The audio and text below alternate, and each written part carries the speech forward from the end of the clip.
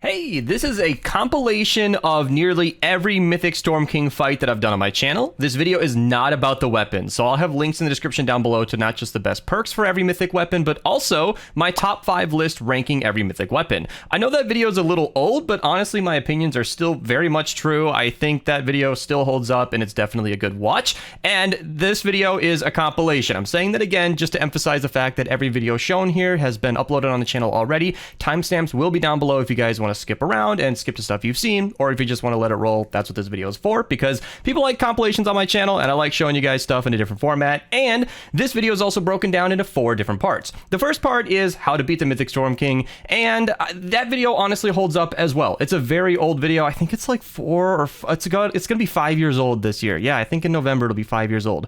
However, the only things that have really changed about the fight is that the Xenon Bow is now recommended over the bundle bus just because it's more versatile, it's cheaper, it's more accessible than the bundle bus. You can shoot from any side of the Mythic Storm King, which is kind of the versatility part, and that video on the Xenon Bow MSK fight will be following the public lobby video. So the first part of this video is how to beat the Storm King, the public missions, and of course the Xenon Bow is a recommendation. And then part 2 will be the Discharger saga. The Plasmatic Discharger, as we all know, shook up all of Save the World, and the Mythic Storm King fight is a huge part of that. I'm going to show the very first mission that I ran with the Discharger on camera. It was a quick Storm King fight because the weapon had just came out and we knew it would be good, but at the time that was pre-nerf or buff kind of, and it had no functioning perks. And then in the second video I show how it also affected the Storm King's horn. We found out because it wasn't classed as a weapon, it actually did damage to the horn. Now that is totally fixed. That is very much not a thing in the game anymore.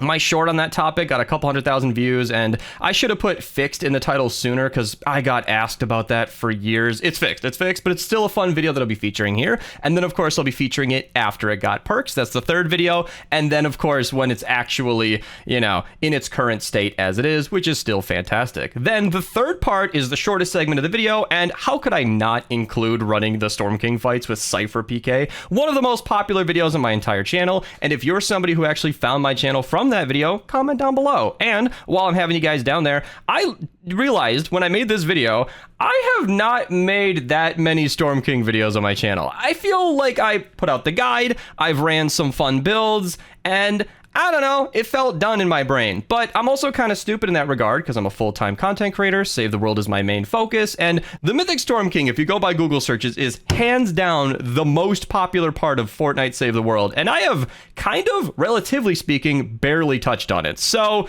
anyway, if you guys want more Storm King videos, leave some suggestions in the comment down below and like and thumb up other people's comments just so I can know which ones are the popular ideas, because MSK is super easy. It's a quick recording, it's fun, it's good to showcase interesting weapons, maybe some challenges. Why I haven't done more of it, I honestly don't know. And then of course the final part are those fun builds that I mentioned. Just some cool stuff like running the Mythic Storm King fight with Prehistoric Izza, a ton of armor, giving me a technically I didn't have the health value of 5.7 million, but I functionally had 5.7 million hit points, so to speak, because the armor was so high that I was not dying. Super fun video, super long compilation. So yeah, that's the intro. That's what you're in for. Just keep on watching if you guys want to get right into it.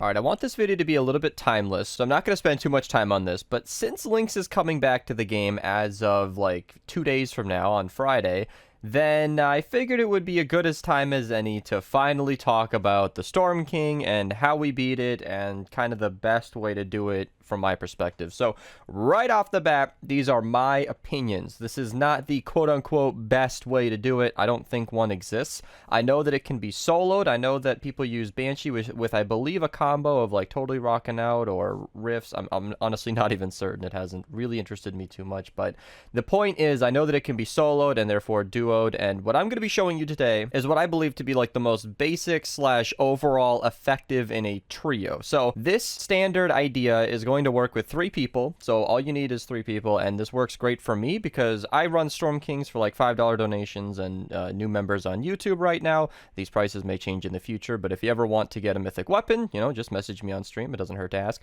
Please do not spam the comments of this video. This is not a Storm King communal. Don't put it in the comments. If you want to get any help on the Storm King, please join our Discord in the description below. The link will be towards the top of the description. You can find help there. We have a Storm King help helper's role. I really want to help people get this done, but don't spam the comments with requests to play.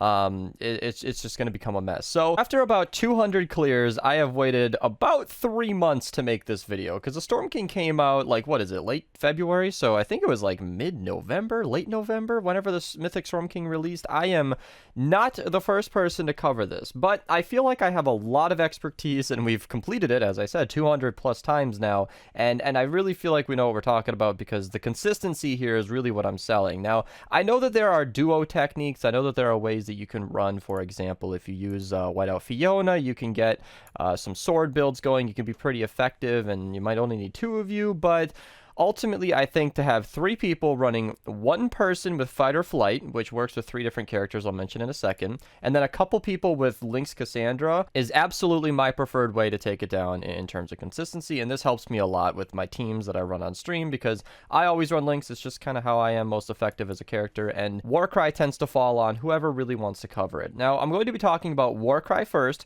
Kunai second, and then what she will be using, and then, of course, the actual weapons you should be using on the Horn. I'll try to link timestamps in the description below. Maybe this will make it a little bit easier to watch, but I don't think this video should be too long. So first off, we have something that actually kind of surprised me. Huge thanks to Benz for sharing his loadout and a ton of his gameplay. I wanted to get a couple of matches where, you know, you get both of our perspective in a game, because the Warcry build, you know, as I said, it kind of falls on whoever wants to cover it, but it's an extremely important build. I was shocked to see that we basically had an identical loadout. Now, one thing that I want to mention quickly is that Special Forces Banshee can actually be swapped out with 2 other heroes. So I'm going to go to the Manage tab here and show you that Special Forces is kind of the underlying thing. You've got Special Forces Jonesy and Special Forces Ramirez, who are both like paid heroes, so not everybody might have these. They have the exact same Fight or Flight bonus that Banshee does. You can see that she's completely the same, so I am showing Banshee in this video because I think most people are going to have access to her, but if you have Special Forces Ramirez or you want to use Special Forces Jonesy, that's absolutely going to be fine. Blast from the Past is great for survivability. I seriously prefer it. I know that Totally Rockin' Out can work. That's a great choice. I'm not knocking it. In fact, in one of my alternate builds I'll talk about in a second, I actually throw in Subwoofers because that can up your attack speed, and we'll get into that later. But Blast from the Past is awesome just for survivability. You will take a lot of damage out there. I use Saurian Might over Saurian Claws because in terms of my experience, Saurian Claws doesn't actually increase your damage to the Horn. That's because the Horn is classed as an environmental item, not actually an enemy, so Saurian Claws won't actually help, and that'll come up again later when we talk about some of the weapon choices. Saurian Hide is just great because, again, you want to stay alive, and you'll note that there isn't any survivability in this build. That's because campfires are pretty much crucial and used in almost every single fight. You're going to be on low health all the time. Everything in the Mythic Storm King fight wants to hurt you. You've got meteors, zombies running around attacking you. You got the pitchers throwing shit at you. You've got the gun blazers shooting you. You've got the mist monsters zapping you. The takers. You got the water hurts you. Everything wants you to die in this arena. So I almost gave up trying to heal and figured, you know what? I'm just going to use campfires and Adrenaline Rush. Now, Adrenaline Rush, I'm going to skip a little bit ahead here, is absolutely paramount to save.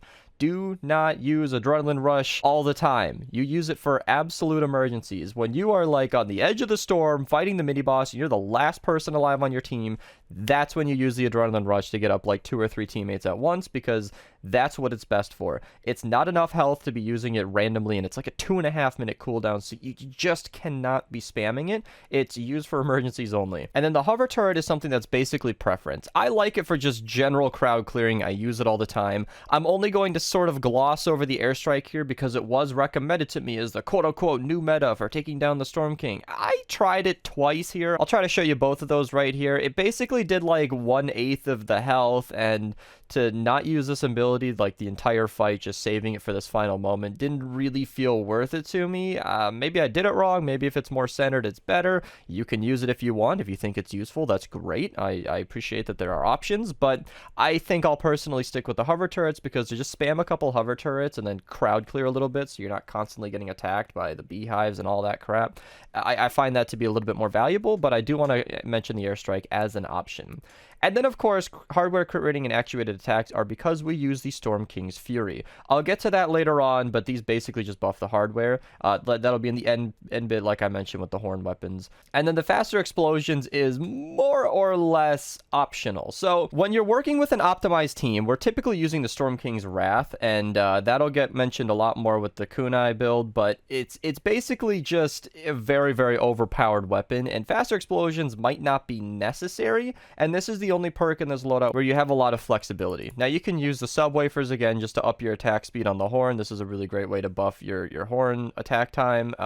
You can go for Survivalist Jonesy, which is great for some passive healing. Anybody who's watched me before know I love coconuts, but you can't actually get any in the Storm King fight, so unfortunately we're gonna have to skip out on that one. And then I'm not gonna go through every single hero in the game. Basically, anything that you think might be more useful to you over faster explosions is fine, because 17% damage isn't seriously game changing. I mean, it might help the deatomizer a little bit, but it's not that big of a deal, especially if you don't have her. This is where there's a little bit of flexibility, but of course I definitely prefer it. So now that we've gone over the loadout and the general tips and tricks for what exactly you want to be using a Warcry hero is extremely important. As I said, you have one main job with kind of a side job. Your main job is to be at the horns the 2 times the king goes down. It is absolutely paramount that you get that Warcry off and buff your other teammates attacking the horn. From my experience, you need about 3 power level 120 plus people to be attacking that horn. Again, I did mention that it can be duoed, so I could be incorrect in this. You might be fine with 2 people with some more specialized loadouts. If you think there's a good way to do it, let me know in the comments below. But again, the way that we've been doing it is,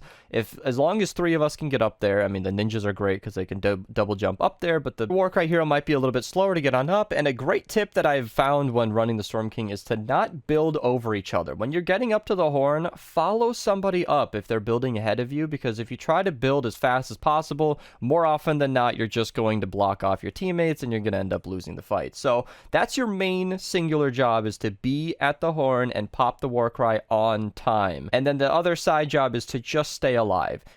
Leave it to the kunai, leave it to the Lynx players to take out the crystals, take out the mini boss. You can certainly help, absolutely, but the role of a Warcry, because you have so much less mobility, having, without the double jump, your job is basically run medic and just be available when the Storm King goes down. Now, there are some tricks that a lot of people use while using the edited walls. This might be patched in the future. I don't know if I have any gameplay of it, but you can edit out an arch and then you can build up on top of that. I've seen a lot of people use that. I don't personally prefer it, because anything you build up there will just get taken out with the Storm King, turns into a ballerina, and then it just isn't worth it. You can build little huts for healing, but ultimately that's just another option, but it's never been my personal forte. And then an alternate build to Warcry is, of course, using Special Forces Ramirez to demonstrate that it's the exact same team perk. I've seen Happy Holidays used pretty effectively. With Happy Holidays, if I can just check it while I'm looking at it right here, you get a 54-second cooldown on Warcry, and I'm pretty sure that's down from like a minute and a half or something. So if you run Happy Holidays, you can kind of use Warcry on like every single mini boss. Just be aware that you have to have it available for when the Storm King goes down. Any good team should be counting it out. If you've noticed any of my gameplay in the past, I don't know if it's in this video or not, but I count every single crystal that gets broken, because he goes down on the 5th one both times. So if you break 10 crystals, he should go down. I've had, in very rare circumstances, either it's user error where I miscounted, or a glitch or something where isn't 5, but 99% of the time it's 5 crystals and he goes down. So as long as you're aware, if you're not on like the 4th crystal and you're about to break it, you can basically pop Warcry like 2 or 3 times as often with Happy Holidays, and it's kind of a good way to go. And then, of course, as I mentioned earlier, I threw in sub wafers here just to show that you have a couple of extra team perks now that you're not using the Dino heroes. And then I also put in sub wafers to show that you can use Totally Rockin' Out and then swap Survivalist for like somebody to activate it. Fumble might not be great because you'd have to go in the water most of the time. Bringing down the house isn't that great because you shouldn't be attacking anything with heavy attacks, in my opinion. So Battle Beat, if you throw a drone or something, might be a great way to activate this and could help you out a lot. But note that your health and your armor has gone away if you're no longer using Blast from the Past, and Oh man, I cannot stress the stay alive part any harder than I can if you're running this loadout, because if you're using this, this is what I would consider to be more of an advanced loadout. This is the kind of thing you run if you absolutely know what you're doing and you're not going to go down in the middle of the fight, because you could lose the match running around with something like this, but it is an option, a couple of options that you can use instead. So just to sum it up before we move on to links, stay alive, be there at the horns, pop the war cry on time, that's when you've got at least 3 people in range, and as kind of a last note, I feel like I tried to mention this earlier. I don't know if I ever expanded on my thought, but because Warcry is more or less not the damaging perk, it's really more of the support role. If you ever have 3 high-level players running it with maybe a lower player or something along those lines, having the lowest level player in the group run Warcry might be the most beneficial to the team, seeing as I said, their role is to just pop the Warcry on time. They don't actually ever have to do any damage, so you might want to pawn that role off to the lower level players. However, their lack of survivability being a lower power level could possibly, ruin your run. Now, this is an afterthought that kind of made me happy that I waited to make this video, because somebody on stream sort of reminded me that if you're running multiple war cries, it could be really, really beneficial to have a second war cry, maybe pop it later on in the horn breaking process, so that it bleeds over into when you're actually attacking the Storm King in the final stage, because I have lost plenty of fights right when we broke that second horn, and then all of us ended up dying before we could actually kill the Storm King. So, while not necessary, it's a good tip to keep in mind that if you have a second war cry, you could make that last process quite a bit easier. Alright, now that we've covered Warcry, let's talk about Lynx. I know, I've held her in suspense this whole time. It's the reason that she's coming back early. Everybody wants Lynx for Mythic Storm King. So, massive disclaimer right off the bat, you do not need Lynx to beat the Storm King. You don't. She's very helpful, and you'll see why, but I have found that any high-level player who can hit the crystals and stay alive is going to have next to no issue taking down the Storm King, so long as you're, capable of staying alive and in the action. So, Lynx is great because, for the main reason that she can do double damage from, the click of a button. She has a kunai ability bonus, if you will. She buffs the kunai to where she can do 140% extra damage just by going into kunai, which in the real world works out to basically double damage. Like my Storm King's Wrath in a full party goes from 1.6, 1.7 million to 3.4 million effectively. So it's a huge bonus and is definitely something that you want. And the weapons for her is almost as important as her loadout. Now, her loadout, if you skip the Warcry, which I would hope you didn't, because I went into a lot more detail about the actual fight in that section, this is what I use. Blast of the Past, Saurian Might, Saurian Hide, just because Paleo Luna doesn't actually affect the horn. I mentioned that earlier, how it's an environmental thing and it's not actually taking proper damage. So if I'm not mistaken, melee weapon damage as of when I tested it didn't actually do any extra damage towards the horn, and so Saurian Might just goes into the extra damage that you can do towards the mini boss or miscellaneous whatever. Hardware crit rating and actuated attacks, because I use a Storm King's Fury, and if you use a melee weapon, you might want something that buffs melee damage, like Whiteout Fiona is huge, very, very helpful, and then you could use something like Assassin Sarah or whatever. I don't know if that's going to actually affect the horn, but you might need to tinker around a little bit, but I do know that hardware crit rating and actuated attacks definitely buffs the Storm King's Fury, and then faster explosions just makes your rockets do more damage.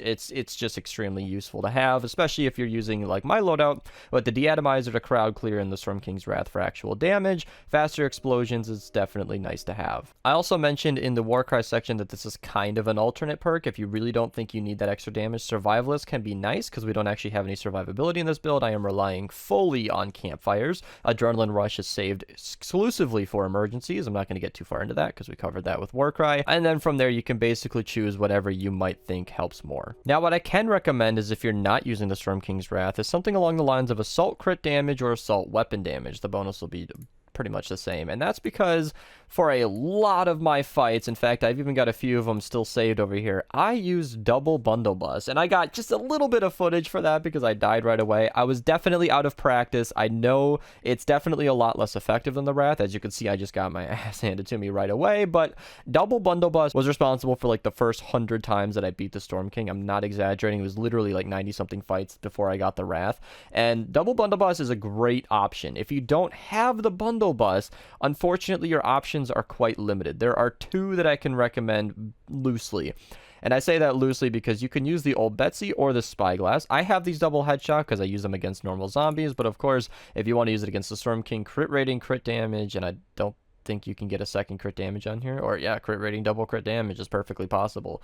That's not super recommended. It's kind of like only if this is your only option, because you have a base 15% crit chance. So 43% of the time you'll be hitting like a truck, like well over 1 million damage, but it's effectively every other shot. And the other option is the Obliterator, which is the exact same perks. You know, I use fire rate, crit rating, crit damage. I did use this for a little bit, but I think crit rating double crit damage might be a little bit more bang for your buck. Again, you're really rolling the dice if you're using snipers. However, they will be pretty effective. As I was going to say, though, the bundle bus definitely with, you know, this exact perks. I'll link the best perks in the description below where I talk more about the bundle bus and the Obliterator and the Spyglass for that matter. But I mean, the bundle bus is definitely something that has a warm place in my heart, because I used it for so many fights. And it was great because I was probably one of the last YouTubers to actually get the Wrath, because I took like a week vacation right after the Storm King came out even. So I was really late to getting the Wrath, so I was able to really demonstrate just that the bundle bus certainly works. So that's basically your job as a kunai. Now, I mentioned with the Warcry that your job is to stay alive and get to the horns. As a kunai build, or any ninja build, or literally anything that's just moving around the map, leaping all over the place, doing tons of damage, is to, you know, use your kunai as often as possible. Use it for every single crystal that you can. Use it for every single mini-boss. You know, spec your Wrath properly. It's funny, as I kind of glossed over it talking about the bundle bus, but the Wrath is definitely nice to have. I have my triple damage fire rate down here. This is something just I was messing with. I don't really recommend triple damage, personally, because the amount of times that you'd spend taking out a crystal with triple damage, by that point you would have crit with the Storm King's Wrath. And trust me, it is the most wonderful feeling in the world when you hit a crit on the first try, multiple times in a row even. You just instantly break that crystal. In a full party with a decent team, you know, kunai with actuated attacks, double crit damage, physical, because that does more damage than energy towards the crystals. That thing can one-shot the crystals as I'm recording this. And this is after the nerf to the Wrath long ago, so that's definitely my weapon of choice. And of course, this also goes with the Warcry build. A deatomizer is really nice to just crowd clear. I have one on me almost all the time because it's just really nice for killing zombies around me. If you don't think you need the atomizer and you just want to charge up your Storm King's Wrath for crowd clearing, you could absolutely hold a Baron just for the movement speed. I haven't found this to be necessary, although getting up to the horn and just moving around the map easier is going to be much easier with the Baron in your hand. However, you are going to lose out on a weapon to deal damage, and that's more of like a personal touch, because I personally like to have the Fury on my hotbar already, just so I don't have to switch to it to get up to the horn. Now, if you're an absolute sweat, as I used to be with my double bundle bus, you could use the deatomizer and the Storm King's Wrath, and then just have the Baron as well. And then when you're running up to the horn, use the Baron for that extra speed, and then, you know, switch to your, you know, Storm King's Horn damaging weapon on your way. That's a lot of micromanagement, and I wouldn't recommend that to anybody but like the sweatiest of players. And there's no offense meaning there, by the way. Like I said, I was that guy for a long time. When I used my double bundle bus, I would switch to the ear splitter and my weapon of choice, which was the surround pound at the time. And switching out 2 weapons for every single horn did get us killed on more than one occasion. It wasn't often, but it did happen, because even playing at your best, you do mess up, you do miss the switch at some point, and you do not have a lot of seconds to break that horn, and that can lose the fight. So it's just something to consider. An alternate build for Link's Cassandra other than Blast from the Past is basically what I showed over here. This exact Totally Rockin' Out build, but swap her for kunai. This could work just fine. Totally Rockin' Out, you'll miss out on a lot of tankiness. You will not be able to take too many shots before you're instantly dead. But if you have the sub wafers from the small amount of metal in the loading zone and the metal area outside, you can get some wafers and that'll up your attack speed. However, in my experience, you do not need this. It can be helpful and it might come in clutch, but you do not need wafers. I definitely prefer Blast from the Past just for survivability. So I think that just about covers everything that I have to say about Links. Now I can finally talk about the actual loadout for the Horn. So I'm actually going to go quick back into my heroes. I don't think I had her saved anywhere, but if you're going to use a sword for the Horn, you definitely want Whiteout Fiona. Upping that crit rating is basically all you sword users have for the Horn that I'm aware of. If I'm missing something and there's something hugely helpful that I should be mentioning, let me know in the comments below. I want people to have the best help here, but Whiteout Fiona as the lead can be really nice just for buffing the crit rating for some of your weapons that you can use on the Horn. And the only 2 that I recommend are the Storm King's Ravager and the Spectral Blade in terms of swords. Now, if you're using the Spectral Blade, that damage to the Slow and Snared isn't doing any help to you if you're attacking the horn, so maybe an extra attack speed could be nice, and then switch to this one to crit damage. And then, of course, if you're going to be using this in the Storm King's horn, you're going to want this to be a physical loadout because it just does more damage than energy towards the horn. So that's definitely something to consider, and something hugely important that I'm going to talk about now that we've just sort of glossed over the swords here. They are an option if you build it right. I think hammers are the way to go, and that's why I recommend the Fury or the Surround Pound. I know that there are a lot more options. Please let me know in the comments below if you want to have a complete list, but these are the two that I've used the entire time. If you don't have the Surround Pound, then I'm not personally an expert on all of the different options that you can use here. Somebody in the comments will be able to fill us in on that, but there are not only these four options that I've mentioned, but they are the ones that have worked the most for me. And the Surround Pound I'm actually using in nature because I've mentioned several times now that the horn is an environmental item. I believe it's seen as like a metal object. You are effectively doing the damage as punching a car, as I understand it. So in my very light testing, when I used it like one time to compare and contrast, the nature element did seem to do a little bit more damage than the physical one that I had been handed. So I highly recommend using nature. However, it doesn't make that big of a difference. How you could use energy or physical, it would be fine. Physical might be the safest, but nature seemed to do more damage for me at the time.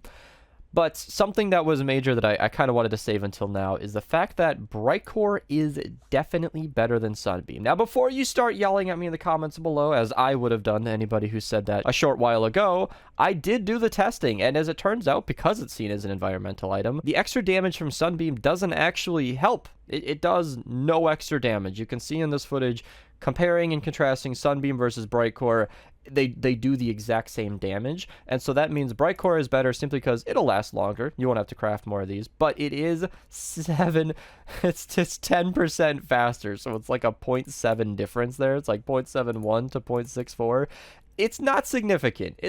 But it's 10% more. And in my experience, if you're the first one at the horn and your team takes a little while to get there, I have gotten in as much as 15 hits on the horn. On a normal fight, if everybody's there and on time, you can usually kill the horde in like 9 to 10 hits each, but what that means is with the Bright Core, you'll get a whole extra swing in, and I'm giggling while I say that because, I mean, if you're not fighting the Storm King as much as I am helping people on stream, this is not that big of a deal. You do not need Bright Core for the fight. It's really not that important. If you want to switch off of Bright Core, I'll link my video in the description below. It's very short, 1 minute long, showing you how to switch back to Sunbeam, as I did to switch to Bright Core. And I giggle as well because if you're not fighting the Storm King all the time, you're just trying to get your weapons, Sunbeam is just fine. I cleared the Storm King over 180 times just using Sunbeam, and it's fine. It's really not that big of a deal. And also, Sunbeam is hugely more effective to normal zombies out in the real world, so it's definitely the way I'd prefer to use my Storm King's Fury out and about, but in the more specific, you know, higher end setting, physical / Bright Core is my way to go for the horn. You can see that I have one for each situation. And of course, the Storm King's Fury / Surround Pound is why I was using actuated attacks and the extra hardware bonus. If you are using something else, as I said, you're going to want to switch off. So hopefully that covers everything I had to say about the Storm King fight. That covers the Lynx loadout, the Warcry loadout, and what weapons you should be using on the horn and out and about in the fight. Thank you so much to Benz for recording his footage so that he can get me all that Warcry footage of the exact same fight that I was in. Hopefully this helped you guys. If I missed anything, let me know in the comments below. I want to answer all the questions, but this should have been an educated guide to the Storm King and how to beat it consistently. So in this video, I set myself out on a journey to do something that a lot of people have told me they can't do, and that is completing the Mythic Storm King with randoms.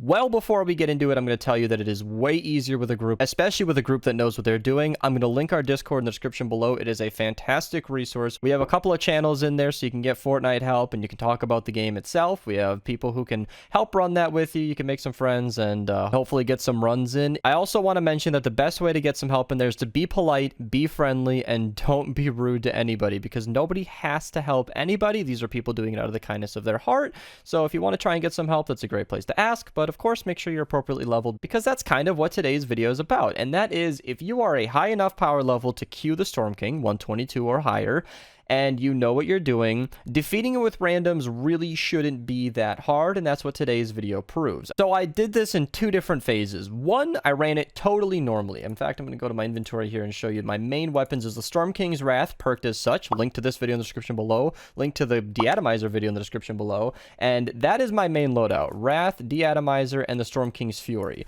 That is pretty endgame. I'll explain why that Fury is why it is in my How to Beat Storm King link below. Today's video is not a guide on how to beat the Storm King. That's what I'm going to let you guys check out yourself. I'm seriously not even just plugging. If you are having trouble with randoms, tell them to look up that video. I'm not even kidding. How to Beat Storm King. Look up Beast's tutorial. I lay everything out. It shows loadouts. It's time-stamped. It's a very good resource. If you're having trouble with randoms online, show them my video. It really is a good way to let them know what they should be doing to help you guys defeat it. And that also gets into why this is Bright Core. I'll give you a freebie. Bright Core does as much damage as Sunbeam, and it swings 10% faster. It is not required for completion, as I'll show later, because I also did this without any mythic weapons whatsoever, because I figured if you're doing this for the first time and you're resorting to doing this with randoms, I'm assuming that there's a very likely possibility that you haven't run the Storm King before and you might not have the mythic weapons. So I went classic with this one. I went ahead and used double bundle bus and the surround pound, which in my opinion is the strongest loadout you can have besides mythic weapons. The surround pound is a fantastic weapon. I think this is the best hardware for the horn besides the Fury. I know that the Spectral Blade can be better in certain configurations if you're using a sword loadout, but this went right into my loadout just like the Fury would have and is a great alternative. And I also know that the bundle bus is not available to everybody. As of recording this, I don't know when this will be posted, the bundle bus is returning on May 22nd, I think. It's on a Friday, and that is when it'll be in the game until June 19th. So at least about 3 weeks after uploading this, or maybe even a month after uploading this, you're going to have a good opportunity to get this weapon. If you don't have the bundle bus, I'm sorry. You can try the Spyglass or the Obliterator. There are lots of options, but one of the things I also want to point out is that a lot of the people I was running this with also had Storm King weapons, and most people will. It is very, very likely, since the Storm King has been out for 6 months now, I think, that the people helping you will have the right equipment. So what you can do is pop in with a War Cry, which is what I did, and just pop the War Cry when you're at the horn, have the strongest weapon you can for the horn, and surely your teammates should be able to help you with the rest. Now, without further ado, let's get into my trials and tribulations of defeating the Mythic Storm King in a public lobby. Okay, so first try just put me into a lobby with 131 and then started. I don't think we're gonna do this with 2 of us. I'm gonna back out and requeue. We meet again. You know, I'm just gonna wait out the timer. Maybe it'll let somebody else join. I have no idea. Round 2. Yep. I'm not even sure what just happened there. I switched to Warcry here because I think most people like to run Lynx. It's the more fun loadout. I personally prefer it, so I think if I run Warcry, we'll have a better chance overall. Hello? What? What is this, the Outlander get-together? You guys know what mission this is? I did play with others, man. I didn't mean to pick this hero. I had a friend who had this exact same predicament. She queued in with Archaeologist and it just threw her into a Storm King run. Alright, good try. And now we meet Mortals, who is actually very good at this. He's definitely done this before. In fact, he told me he was just running this to help people. He didn't even need a weapon, so he was very, very good at the fight. He knew exactly what he was doing, but my game froze, and we ended up failing that one. Alright, this time, don't freeze.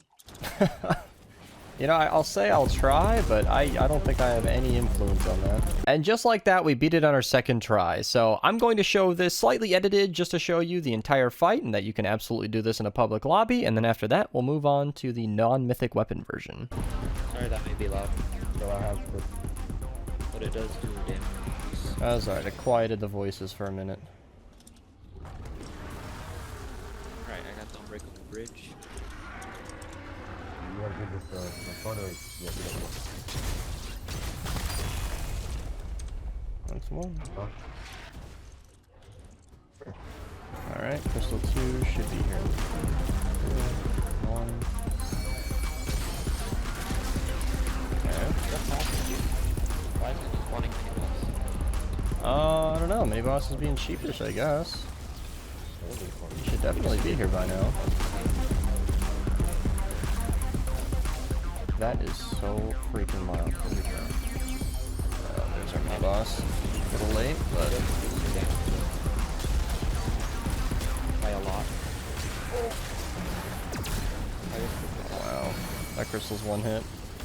when it comes back around.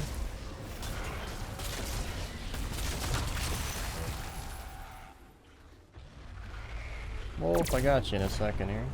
He's gonna burst. I've never seen somebody use the ear splitter throughout the fight like that. It increases your damage. I know, it's actually kind of helpful. In one shot in the crystals rather than leaving them at a sliver of HP.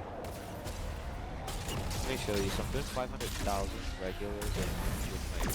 It's 10%, yeah. You can buff up to 40%. Oh.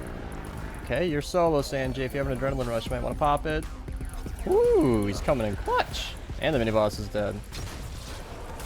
Yep. Alright, this next crystal he'll be down, so Okay, eyes up.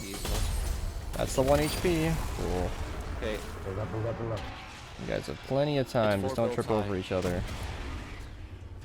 Okay, I'm on it. Wolf, I'm gonna be above you. Obviously, this is a part where running Warcry came in very, very handy. I'm glad I did it to support the team, and I'm also talking over this because that music is deafening. Also, to Mortal's credit, he was giving out great callouts in-game, and it's very, very important to communicate with the people you're playing with, you know, because they're random people. You don't have the chemistry you're going to have with them like you do with the group of people that you might run this with normally. So it's good to call things out and keep everybody on the same page. The crystal should be after he throws. 3, 2, 1. Oh boy. I can't crit. Yeah, there's just no angle for me here. Oh, it's still there. Wow, that was a long timer. Back. Should be pretty easy. I can get it. Yeah, I got it. Oh, is it? Got it. No! If you have time to use the air splitter, it's very healthy. It's basically a war cry. Every like. It's not a war. It's 10%. Warcry is 25.5. It's good. Stacks up to 4 times. Can be 40%. Pretty good for it's still pretty good for mini boss. No, it is. I've never seen somebody do that. I should tell my boys. Left arm.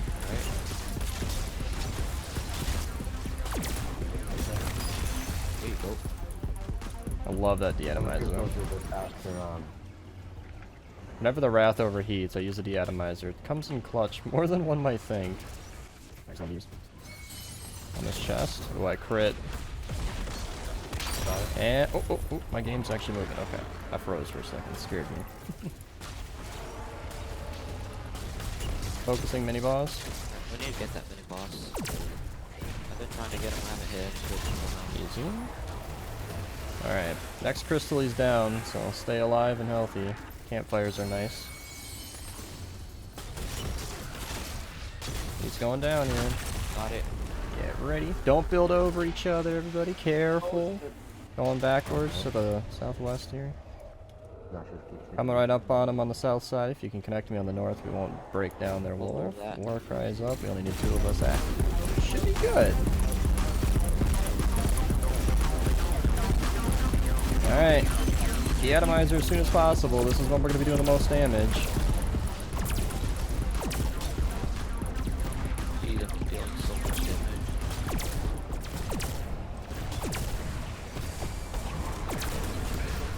damage. Nice. Are you guys getting a weapon from this?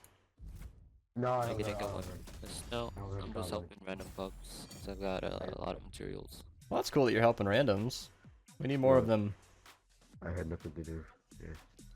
What's your YouTube? You said you were gonna make a video. Oh shit! He was asking me a good question. I backed out too soon. I can hear you. Oh, you can hear me. It's It's Beast on YouTube. This time around, because Double Blunderbuss is really just a massive offensive loadout, I decided I'd run Lynx and see if we could get any luck this time. They loaded me in with nobody. Well, Sanjay says he's in here, but I'm not seeing him. Nice.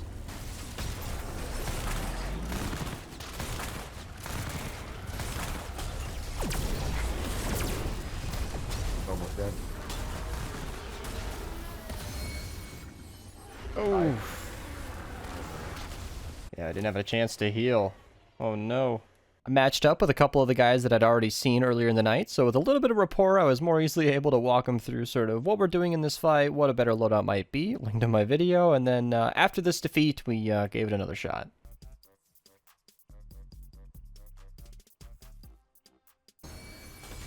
On his back. Oh, that's 1 HP. Oh, he's down. I miscounted. My bad. Everybody get ready. Just be up at the horn. Ignore the mini-boss. You don't need him. Alright, I'm up here. Try not to edit me out. Oh, you guys are gonna have to be here quickly. Oh, shit. I don't know if that'll work or not, but... Yeah. That's why we need a war cry. I had... That's alright, yeah. Come back in with war cry, and we'll be golden. Yeah. It is hilarious to me just how consistently we can get in the same lobby. I did want to mention on that note, if you are seeing the same people over and over again, or if you find that one individual person is really, really nice at helping, then adding that person at the end of the mission, whether you win or you lose, is a really, really good way to keep in touch and give it another go. Warcry? Cool. Sanjay, I don't think that's melee right there. Yeah, that's not gonna be doing much.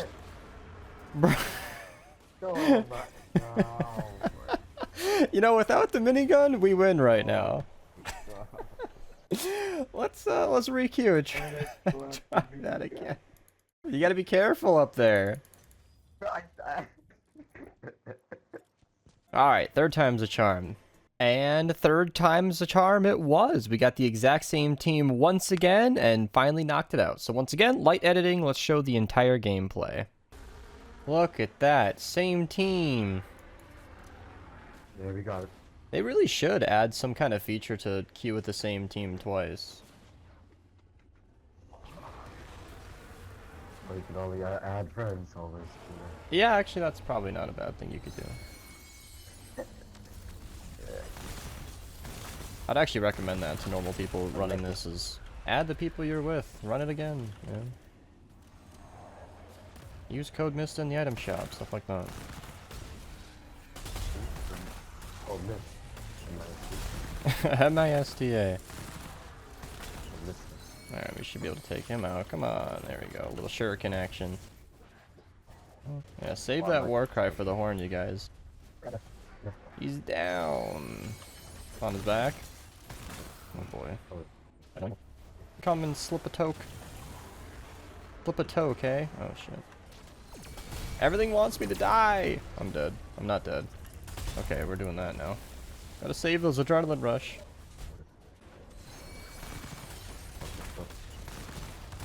I think that's 2 crystals. If I miscount that, let me know. Was that 3? I don't know. Let's just be ready for him to go down anytime. Oh, no. How did we all avoid that? Oh, we didn't. Oh, no. I did not know that was coming. Chest. Nice. That's not 4. Okay, 34. You can figure it out. This is so much harder without the Storm King weapons. On his rib there. Alright, cool. Now it's 4. He's down on the next crystal, so be ready for that. Should be pretty easy. We're all healthy, ready to go. War cries are primed. It's on his back. That one's already weak.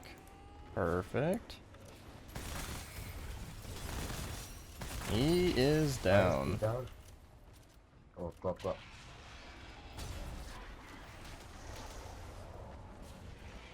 I'm in some trouble here. Yep. I'm running.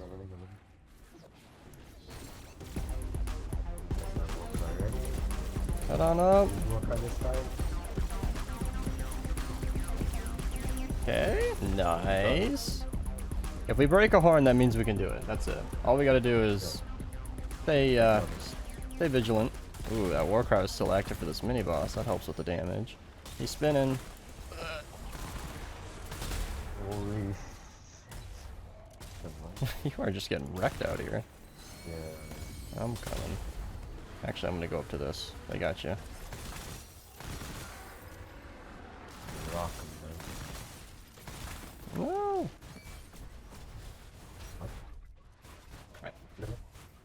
3, 2, 1. Oh, right in front of me. Perfect. Nice. I'm going to. Oh, okay. Yeah, mini boss right on me right when I'm healing. Ah! This game hates me. This thing doesn't give me a chance.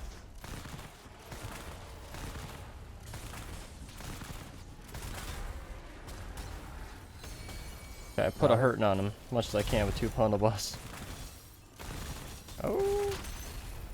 Alright, cool. Steady progress. Mini boss is dead. We just need 2 crystals. Everybody's healthy. This is what I like to see. I just got all my campfires busted out. I swear this game is doing everything it can to nerf me. This is ridiculous. Alright, that's right on his side, right? Is it thinking like mainly about the blunderbuss? Or just that? I guess up. Actually, down this way. There it is. Nice. Alright. Everybody just head on up. Spare those war cries. In fact, a try-hard strategy we could do is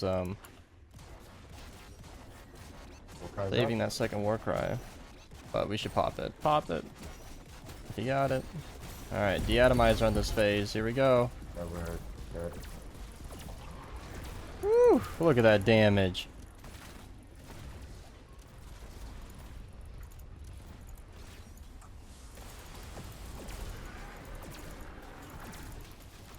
Oh, Easy. We got it.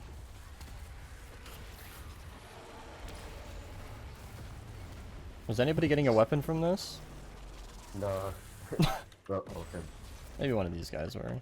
And that was that. Doing Storm King in a public lobby with random people that I've never met before. I didn't mention this in the beginning, but I'll say it now way at the end here that my rules for this was no announcement on the channel, no announcement in Discord, no communication with anybody. I just went into a public lobby and went for it. And as you can see, I was successful twice with mythic weapons and without. So I hope you guys enjoyed. Thank you guys so much for watching. If you want to support the channel, use code Mista to check out. Thank you so much to the people who are in the lobbies. I was actually very lucky. I ran into some people who were knowledgeable about the game and quite friendly, and it made it an enjoyable experience for me. So I hope you guys enjoyed the video. Thank you guys so much for watching, and have a nice day. Today we're going to be running the Mythic Storm King with the Xenon Bow for the crystals. I know, normally it's something flashy like the Jack's Revenge or the Blackout build or Crackshot versus MSK, but no, today it's going to be a pretty normal MSK fight with a really normal couple of builds. I just want to feature the Xenon Bow as a really good crystal killer because everybody uses the Wrath or the Bundle Bus. Bundle Bus isn't really what you want to use forever, but you know, or like the Obliterator or something like that.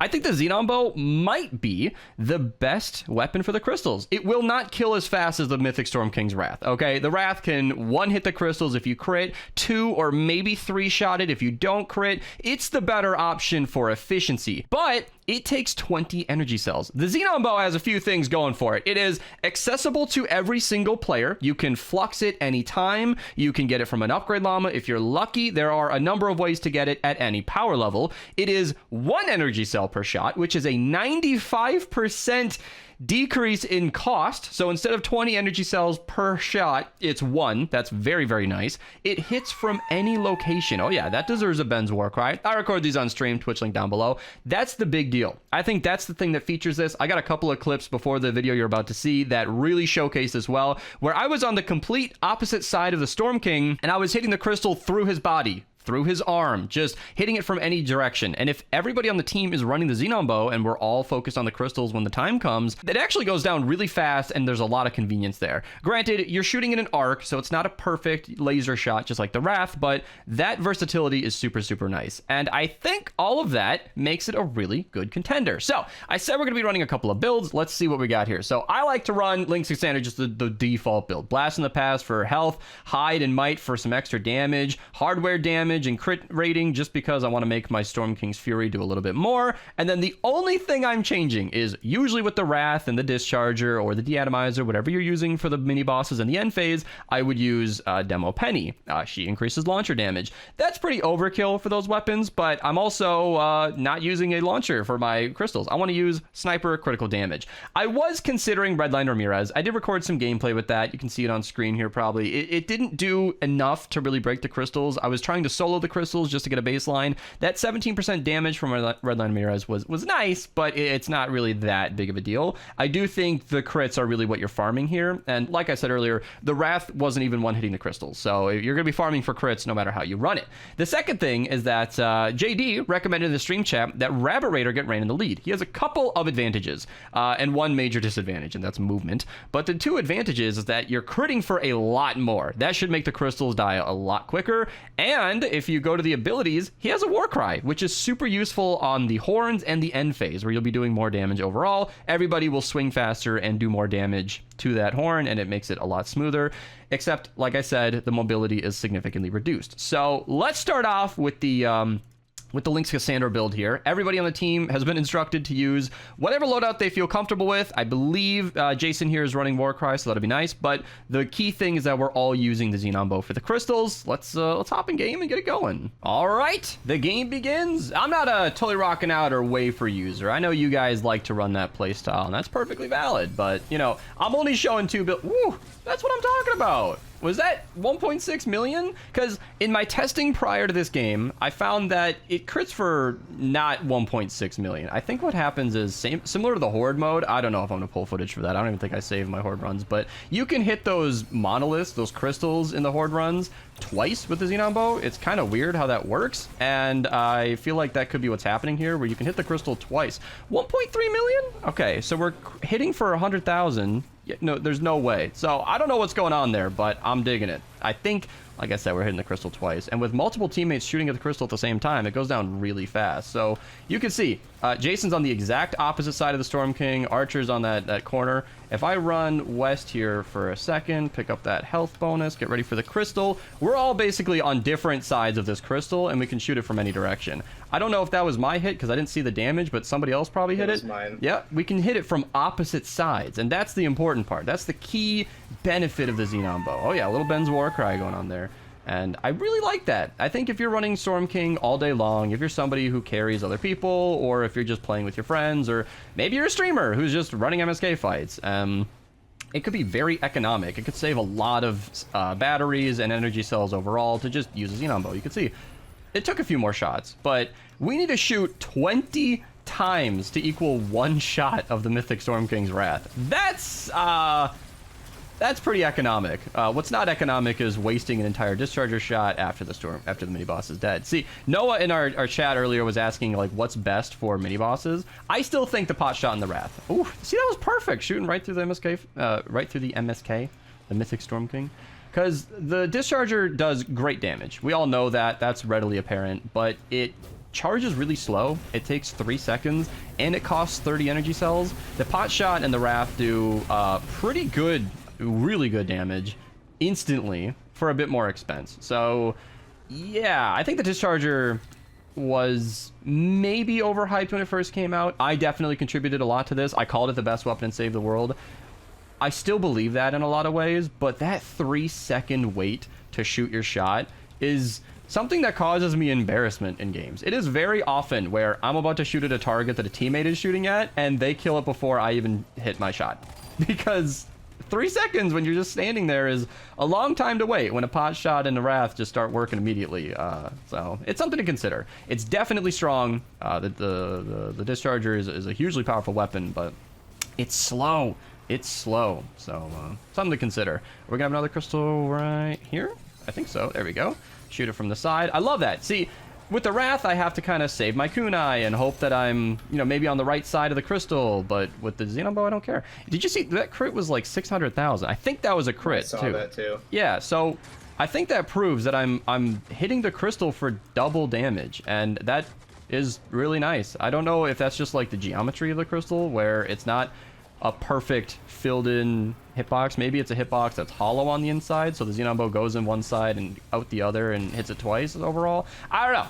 I'm not a game designer, okay? I'm not a Fortnite surgeon. I'm a gamer trying to figure out the game that I'm playing. I'm just making this video as a PSA. Like I said in the beginning, this is not a normal themed or like challenge Storm King run. This is just, hey, save the world community. Have you tried the Xenon Bow? Some of you have, some of you haven't. And for those of you who haven't, maybe give it a go. It's actually pretty good in these fights. Big shout out to, I think it was Unknown Engineer, over a year ago at least. And I mean like a real year, not like my daily video jokes. I mean like at least 365 days ago. It was an old conversation where he recommended the Xenon Bow. I was reluctant to the suggestion because that felt like a joke. I was like, what? It doesn't hit nearly as hard. It's garbage. There's no way. But at the same time, it doesn't need to hit that hard because the crystal actually doesn't have that much health. It's only like a couple million. See that? Easy knockout with the teammates in tow.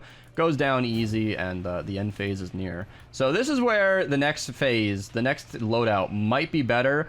I feel like Rabbit Raider with Totally Rocking Out makes sense. I don't want to be flimsy, but if you're using Totally Rocking Out, the MSK fight goes down really fast. I'd recommend our Jack's Revenge vs. MSK video. That thing died in 3 seconds, but that's pretty much what's happening here, actually.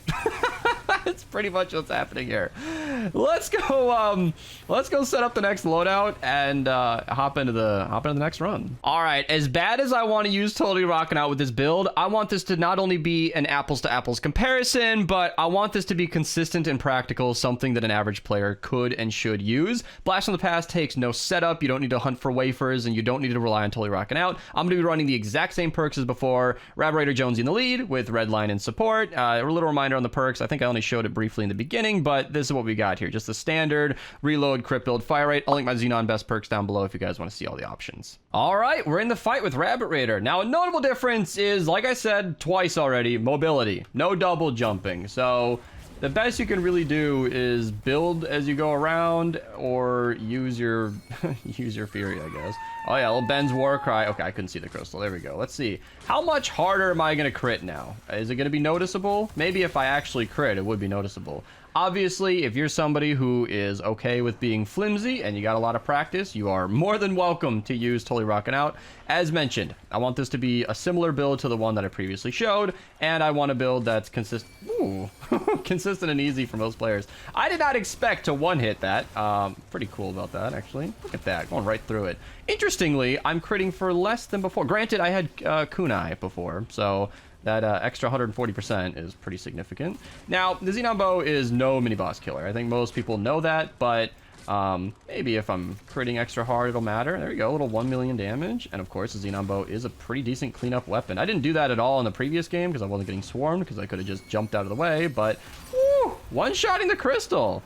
I don't know if I got help from a teammate there. I probably did, but Rabbit Raider? But it missed. You missed? Okay, so Rabbit Raider might be pulling his weight here. If anybody hasn't seen my videos using the Xenon Bow, Vacuum Tube Bow, and Powder Keg Bows with the Rabbit Raider loadout, they're actually really strong. I recommend checking out all 3 of those if you guys want to see more bow carnage. But yeah, getting unlucky with the crits here. It happens, but that's sort of why we have multiple teammates helping on the fight. Yeah, and then it goes down pretty easily. Again, you know, just like before I mentioned, it took a lot of shots with Xenon Bow, but I need to shoot at least 20 for this to be as expensive as the Wrath. Oh, here we go. He's charging me. Just shoot right there. Let him walk into it. Oh, no, he stopped!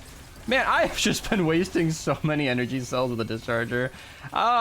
You know, I keep the Discharger on me because this is a lazy loadout. I want to have the Discharger, the Fury, and the Xenon Bow ready for the end phase. Here we go. This is not the end phase, but I'm going to actually have War Cry. Wow, I need to remember to pop my war... Oh my goodness, I'm being trolled. I'm being trolled by the enemies. Ah! There we go. Okay, yep. Pop the War Cry for the teammates. Mantle on up. There we go. Yep, okay. Let's not fail this fight. That would be really embarrassing. Can we do it? Can we do it? Oh, it was so close. I think we had like 1 or 2 seconds left. I was not expecting to fail this fight, so I'm glad we're still here. All right, another crystal right here. Ooh, that War Cry cooldown is significant. I guess that's why we only use it for the horns. I had half a mind to use it for a mini-boss earlier, but I'm glad I saved it, because that is a really long time to wait. Can I survive long enough to get close to this and grab the healing pad? Yes, I can. Okay, you know, I think we got him, guys. I think that was More Discharger shots than we needed. How many energy cells just went into the death of that mini boss? Like, have you guys ever thought about how many wrath shots it takes to kill it too? Like, that's expensive. Holy crap. Speaking of wasting energy cells, let me just clean up the enemies here. There we go. Honestly, not that much damage. It's kind of weird. So the Discharger, a Wari, tuned me into this idea that it actually does better against bigger targets. So the Discharger doesn't do that much to a normal smaller mini boss. You guys have seen it in my videos a lot of times, and maybe in your own experience, where it doesn't hit that much. Sometimes the Discharger will just not do damage for some reason. But against these bigger Smasher mini bosses, it kills them almost instantly. And in 160s, it kills normal Smashers very fast. So it's kind of interesting how that works. I don't really know why it's like that, but that's kind of how it works. You can see, I'm gonna just adrenaline rush there, and it didn't help at all. Oh my gosh. Ah! Gotta heal, gotta heal. There we go. Can I one hit the, oh my gosh. I'm being trolled. Everything here wants me dead. Why is the Mythic Storm King fight so hostile? Why does everything want me to hurt? This is mean. Crystal in a second here. Oh, it's already active. Can I hit it from back here? Or did it time? I timed out. Can I get a nice little quick crystal on that? Nice. He's down. Here we go. No shame in overbuilding. Just want to stay alive. Thank you for the sub, Chris. We're busy. Hold on. Just 1 second. Just 1 second. All right, pop the war cry, being a good, solid teammate. I probably should have waited for everybody to show up, but I'm sure it'll be fine. So this is where totally rocking out would have been way more fun. But with the war cry still active, Discharger. Holy crap, I love this. The end phase of the MSK fight is always so much improved by... Oh, I don't think I've ever actually used that emote. Oh, wait, no, wrong one. The full googly.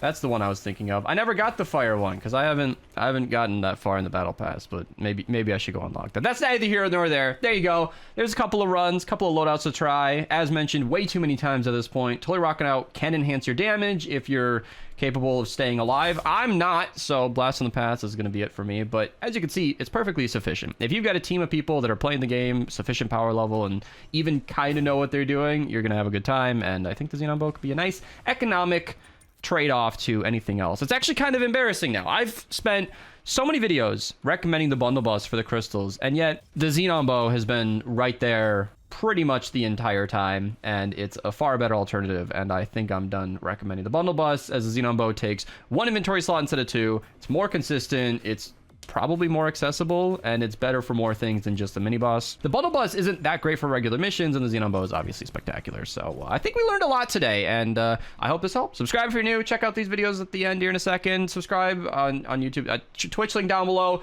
All the things the YouTuber is supposed to say. Okay, bye. All right, this is gonna be the first video on the channel with the Plasmatic Discharger. I did the same thing with the pot shot. Link to that down below. This is just gonna be a one-take recording, so no pop on screen. But we identified the pot shot as a weapon that could be great for the Storm King, and this is no different. So Vinny actually redeemed a Storm King run in chat, so Twitch link down below if you guys want to be a part of the chaos. I'm going to be running this with a very standard links build, and it shouldn't really matter because the perks on this thing don't matter at all. We did some testing. There will be a 160s video on this, and the best perks for this video could easily be 30 seconds long because they don't do anything. So I'm just gonna I need to craft my Storm King's Wrath, but we're just gonna hop into the Storm King run and see how this does. What I'm excited to see are 2 things. 1, how it handles a mini boss, of course, and 2, how it actually handles the end phase. So that'll be kind of what defines whether or not this weapon is decent for the Storm King fight. But again, with the perks actually functioning, that's when we'll know for sure. Another bug right out of the gate is the fact that this weapon does not have a subtype, so it's not really classed as a launcher yet.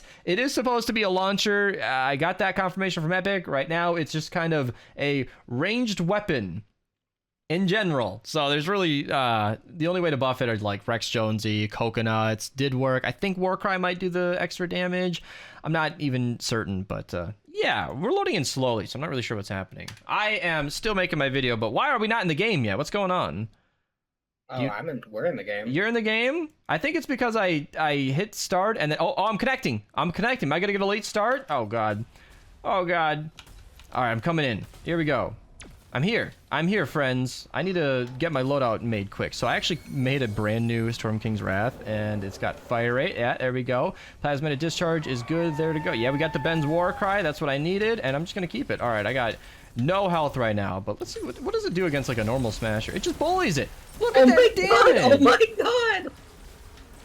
This mini boss is taking a lot too. Can you shoot it against his building blocker for easy damage? Oh my goodness. Look at his health. Look at his health. I don't know if that's better than the Wrath or the pot shot yet, but wow.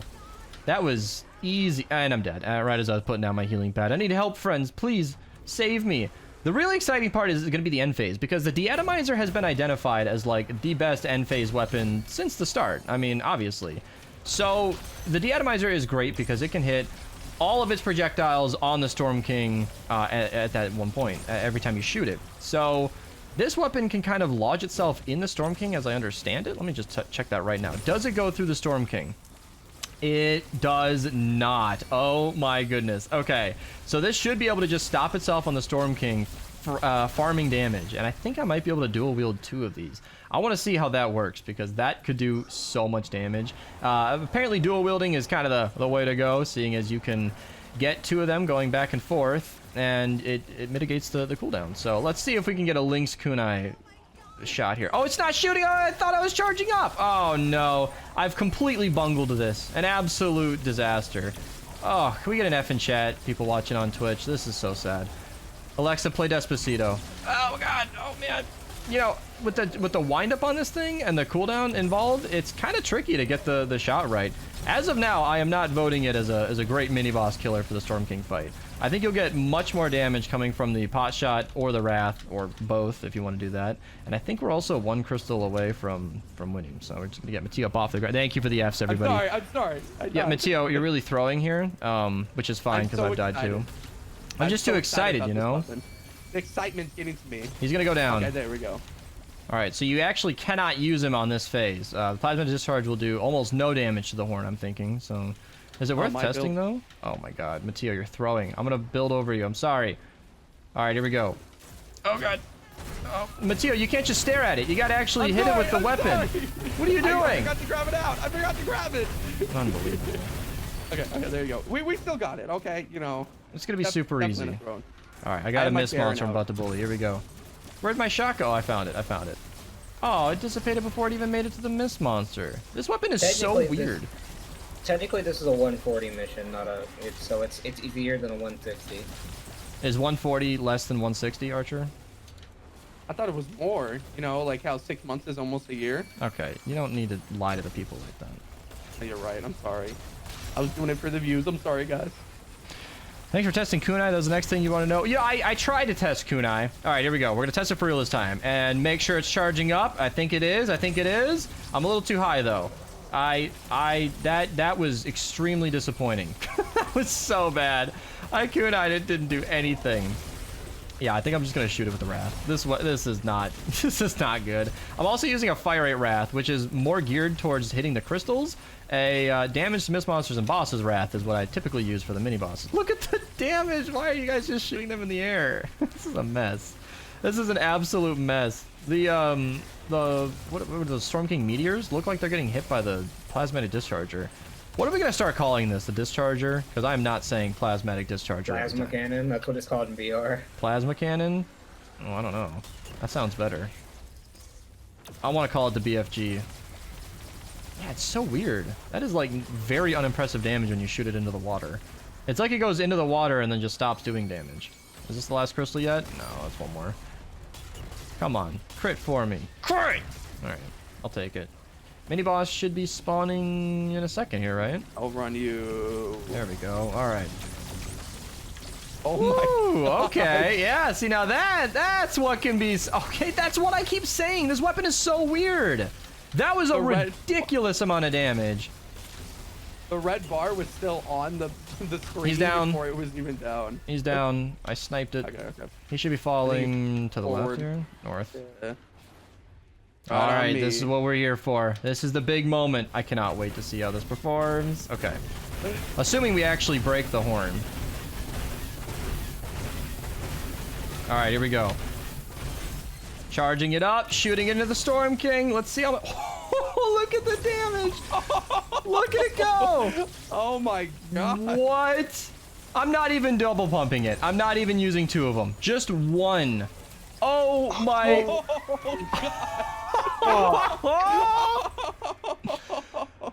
I think we have a new winner. I think the deatomizer as a competitor. With no perks. This is doing more than the deatomizer. All perked out with crit build.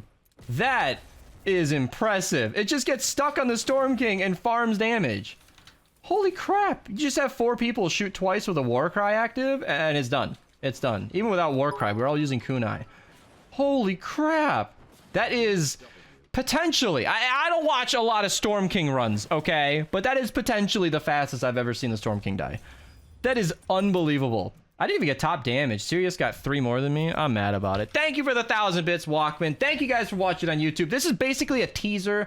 If you guys want to see any more videos about this and the new invasion weapons, they're all live on my channel. I have edited those a bit more, but today is just supposed to be a fun run. Check out the pot shot video down below as well. If you want me to, like, I don't know, just an open invitation. If you want some more like Storm King videos on my channel, comment down below. I don't get a lot of people asking for Storm King stuff, and I don't get a lot of like fun suggestions, but I like running it from time to time. So yeah, let me know. Thank you guys so much for watching. I'll see you guys later, and take Do you it just easy. go back in your VOD, or do you just record?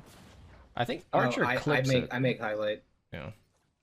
Oh yeah, you Oh, have do you editor. do you have editor in? Oh yeah, you must have editor then. Yeah. I don't even know the perks in this thing because it doesn't matter. That can be in the short too, but it doesn't matter. I'm just all excited. Yeah, that's what I usually do. I do highlights. Oh my god, the crit! That's what you want to see. No, yeah, Iron Avenger. Yeah, Iron Avenger. I'm double pumping it. You don't even need to have the Fury out. I'm gonna try to get the second horn. Oh, so. Jesus. Oh, the crits! The crits!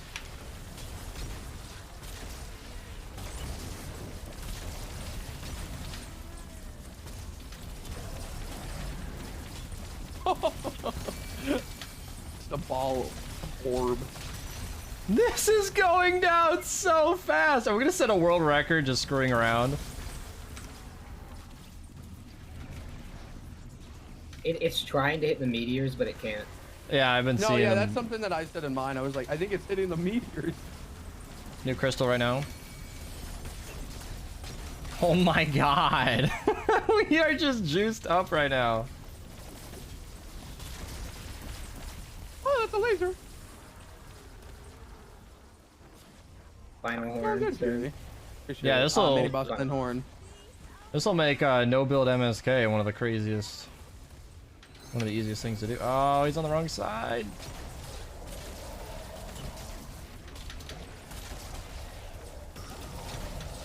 Nice, he's down. Mini boss is still All up, right, too. we're gonna try and break the horn with the plasmatic discharger. Let's just charge it up and then just shoot it right at the horn. And I missed it completely. Let's try that one more time. So apparently you can just shoot it from down here and then it just breaks the horn like it's nothing. Oh my god, I didn't think they were serious. You don't even need to build up anymore. This is way faster. Oh, that's great. That is insane. Oh my god. It didn't even have a second to do anything. It just boop. Oh, this weapon is so neat. This is 100% getting nerfed. There's so many things that they would have to nerf though. Think about it for a second. Were they Well, the spend that easiest much way to time? nerf it in the MSK is to actually give it a weapon class. Because Yeah, that'll fix it horn, automatically. it having no class counts as an overall damage, so it counts as hardware damage. Oh, okay. Yeah, that'll be So- auto fixed. The Jesus. second they give it a class, it's gonna stop doing what it's doing right now. What's the timer on this fight? I just want to know, what's the world record and is this it? I think it's like 6 minutes, right? 5 something. I don't know. Remember. Well, if I hadn't thrown and missed it on the first shot. Fortnite, thank you for following. Don't judge me, thank you for following. Lubin, thank you for following. That was. All right, was that 2 or how about 3? the second end phase can go in the short too? Yeah, I'm recording my own gameplay too, so if I want to splice any of that in there.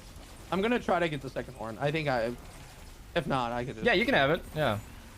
I think I should be able to hit it. If My you want to aim's put it still in a my little short showing Mateo, that'd be perfect. We can have a 2-for-1. Both of our shorts can just be each of our gameplays. Well, honestly I'm just mostly don't recording fun. it to put it on Twitter and then like use it as any extra footage in your short. So There's a mini bus behind Either us. or. Milk the weapon.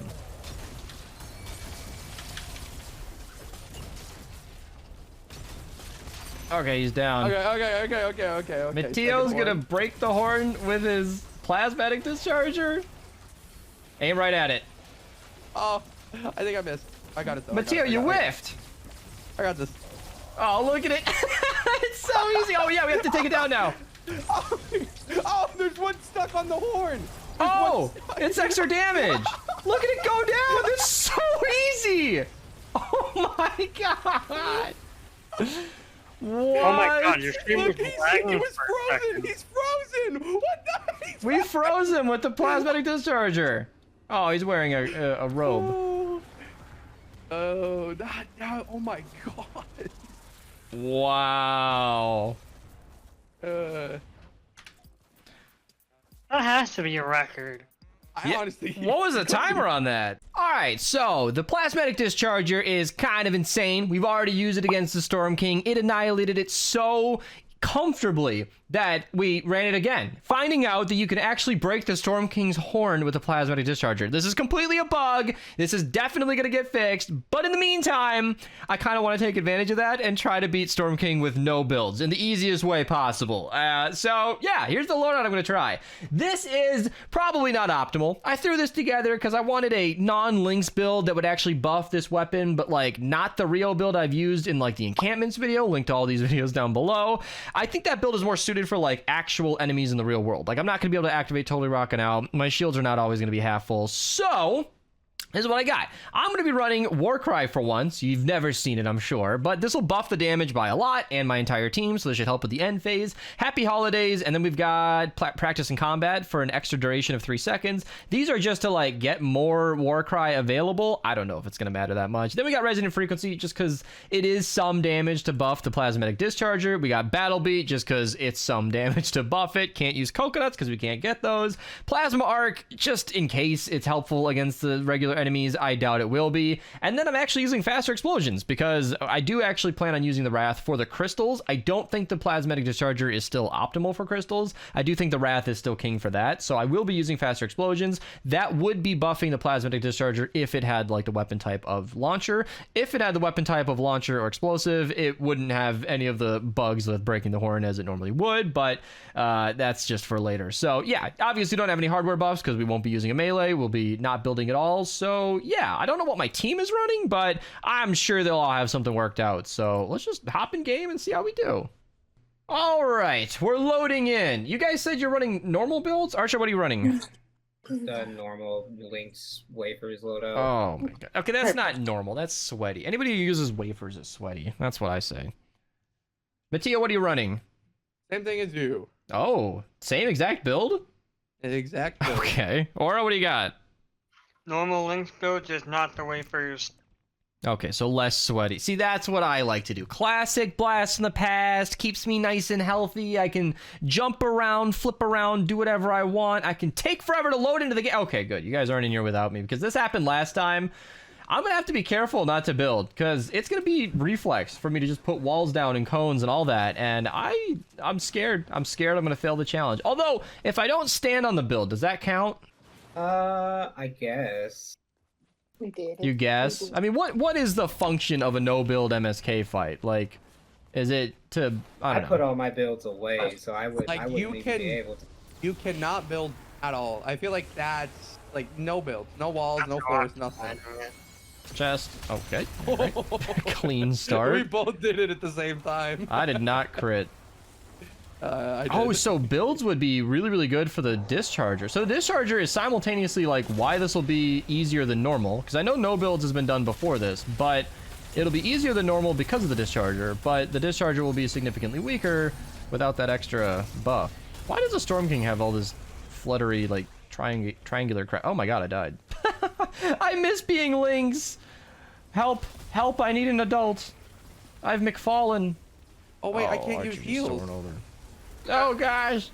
I can't put down campfires or anything. Yeah. No builds is no builds. Oh my goodness. This is a lot harder when you can't defend yourself, Oh, practically. there's a laser right there. Oh my right? god, this is way more difficult than I thought. I got you, friend. Alright, I'm just gonna discharge. Mini boss. Got it. Okay. Mini boss coming out. Alright. Oh, that's good Okay, for so- him. So helpful tip: shoot your plasmatic discharger at your feet so enemies can't get near you. Yeah. It's a safe bubble. Crystal is Arm. inaccessible to me. Oh, and I can't get a good angle with no kunai, no building. Yeah, he Got it. Got it, yeah. essentially. They should add double revive. Okay. They should should add be able to better revive players and faster. save the world, that's what I'm thinking. Oh, he's about to smack you. I've never cared so much about these shadows before. Hey, he's down. All right, no building. No, it's Oh, the wait. reflex, Mateo. Come on. It's the reflex. I'm sorry. All right, he didn't go on it. I'm letting that fly. He didn't walk on it. If anything, it just stalled him further. Yeah, Discharger makes it trivial to break that. I'm doing MSK for so long. I'm sorry. Yeah, see, this is why Archer got rid of his builds. I figured I'd have a bit more self-control. I'm glad it wasn't me though, because I figured I might do that at some point. I'll take it. I'll take it. Everyone can yell at me for building. All right. You know I what? feel Here, like- after we beat this, we'll run a poll in chat and see if that counted or not. Oh my god, I'm so hungry for loot that I killed myself going for it. I'm so used to links, I could just bounce anywhere I want and get whatever I want. But I decided I'd run. Oh, alright, you're on a trip right now. Yeah, that's a good thing. He's running Hey, it was pretty running fun, man. running ninja, I should say. Hey Archer, I'm just being a useless teammate. Yeah, that's actually probably smart. I was confused for a second, but his brain is just massive. There we go. Here, I can snipe so the many. crystals. That's what I'm good for. And I gotta say, tactical sprinting has made this kind of nice. You can bridge the gap a lot more comfortably. Oh, I want to go over there, but I got beehives on the ground. Look at me using my brain. It showed up. I found it. Midway through the fight. Crystal. Unarmed. Nice. I want to See, okay, I'm not useless. I can hit some shots. Okay, alright. Okay, he's gonna do that animation. I think we'll get a mini boss now? Yeah, we're getting a mini boss. He's gonna spawn And in then the Crystal will front. be right now. See, this is what the YouTube viewers don't get to see that often is I actually have ran MSK plenty of times. It's not my main thing, but... Okay, Benz, I told you. We can talk about this off stream, alright? What a devil. Trying to get to the save point, and then turn around, go for the mini boss. I don't actually want to break the... He's All right. down. Mini boss is one though. I'm dead. Okay, I think got you. I got it. I got it. Okay, and then Warcry. Oh my god, the Warcry didn't even matter! The Plasmatic Discharger makes such quick work of the Storm King, it's not even difficult. We froze him. He's frozen. Wow, this is so satisfying every time we do this. Well, you know what? That was pretty quick. And Mateo did build last time, so... We'll have to retry. Gotta Yeah. run that back? I'll take my builds off. Alright, we'll run that back, and then Mateo will actually not build the second time. Alright, this time around, Mateo promises he's not gonna build, and I changed up my build a little bit. This is really random. I don't even know. Link's in the lead. Happy holidays so that I can get the extra damage from Rio, Battle Beat, Plasma Arc, Might, and Fast Explosions. I'm not even gonna explain some of these because it's really hard to buff a weapon in its current state. I don't even care. Let's just hop back in, and hopefully Mateo won't fail us the challenge this time. You know, something I haven't mentioned much in my videos is that the Discharger has a 150 durability, and each shot counts as 1 durability. So, I've been chewing through these things making all these videos, but it's worth it, it's worth it. I'm liking Lynx, by the way. This is much more comfortable. And I'm gonna be able to hopefully take less damage and have generally more shield, and then I have Happy Holidays, so I can spam that a lot more often. Woohoo! Clean 3.5 million. That is really, really nice. And it's 9 seconds instead of, I think, what is it, 15 for Kunai? I don't even know. I want to see, how much damage does it do when Kunai is buffing it? Yeah, it should be a lot more. What was that damage? that damage, my guy? Crap. He's dead. What the hell was that? Was that a rat? He's laser. I don't know. I don't even know what that was. I was I think it was shooting a a wrath. wrath at him. It's because I was died. Q&I'd and I shot my wrath at him. I'm pretty sure. Yeah. Yeah, I was doing the same thing. Okay, Think I'm- that's all right, Mateo. I'll just get up on my own. Archer, my maybe? bad. Do I have any good teammates? Does anybody care about me? Oh my god, thank Gotcha. you. Reviving me has become just like an emotional support situation. Is that another crystal? Are we at 3 now? Yeah. Cyberclops in this build is so random. I doubt that'll do anything for me, but whatever. It's something. Crystal now? Yeah. Ah, I want the crit. When I time it right, I want the crit so bad. Okay, I know you want to smash me, Master, but I'm gonna politely decline.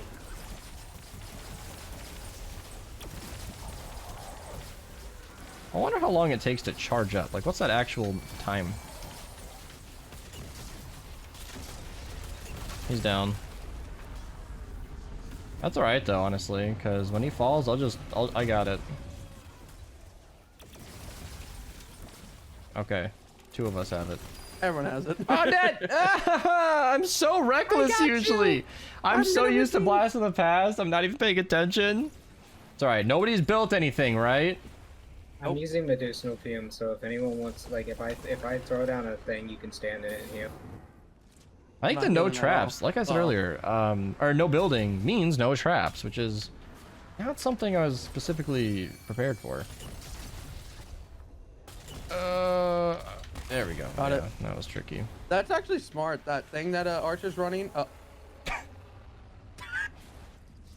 It heals you whenever you're standing in it. Hey Aura, man. Hey, it would be pretty nice if I had my feet again. Thank you. Right now.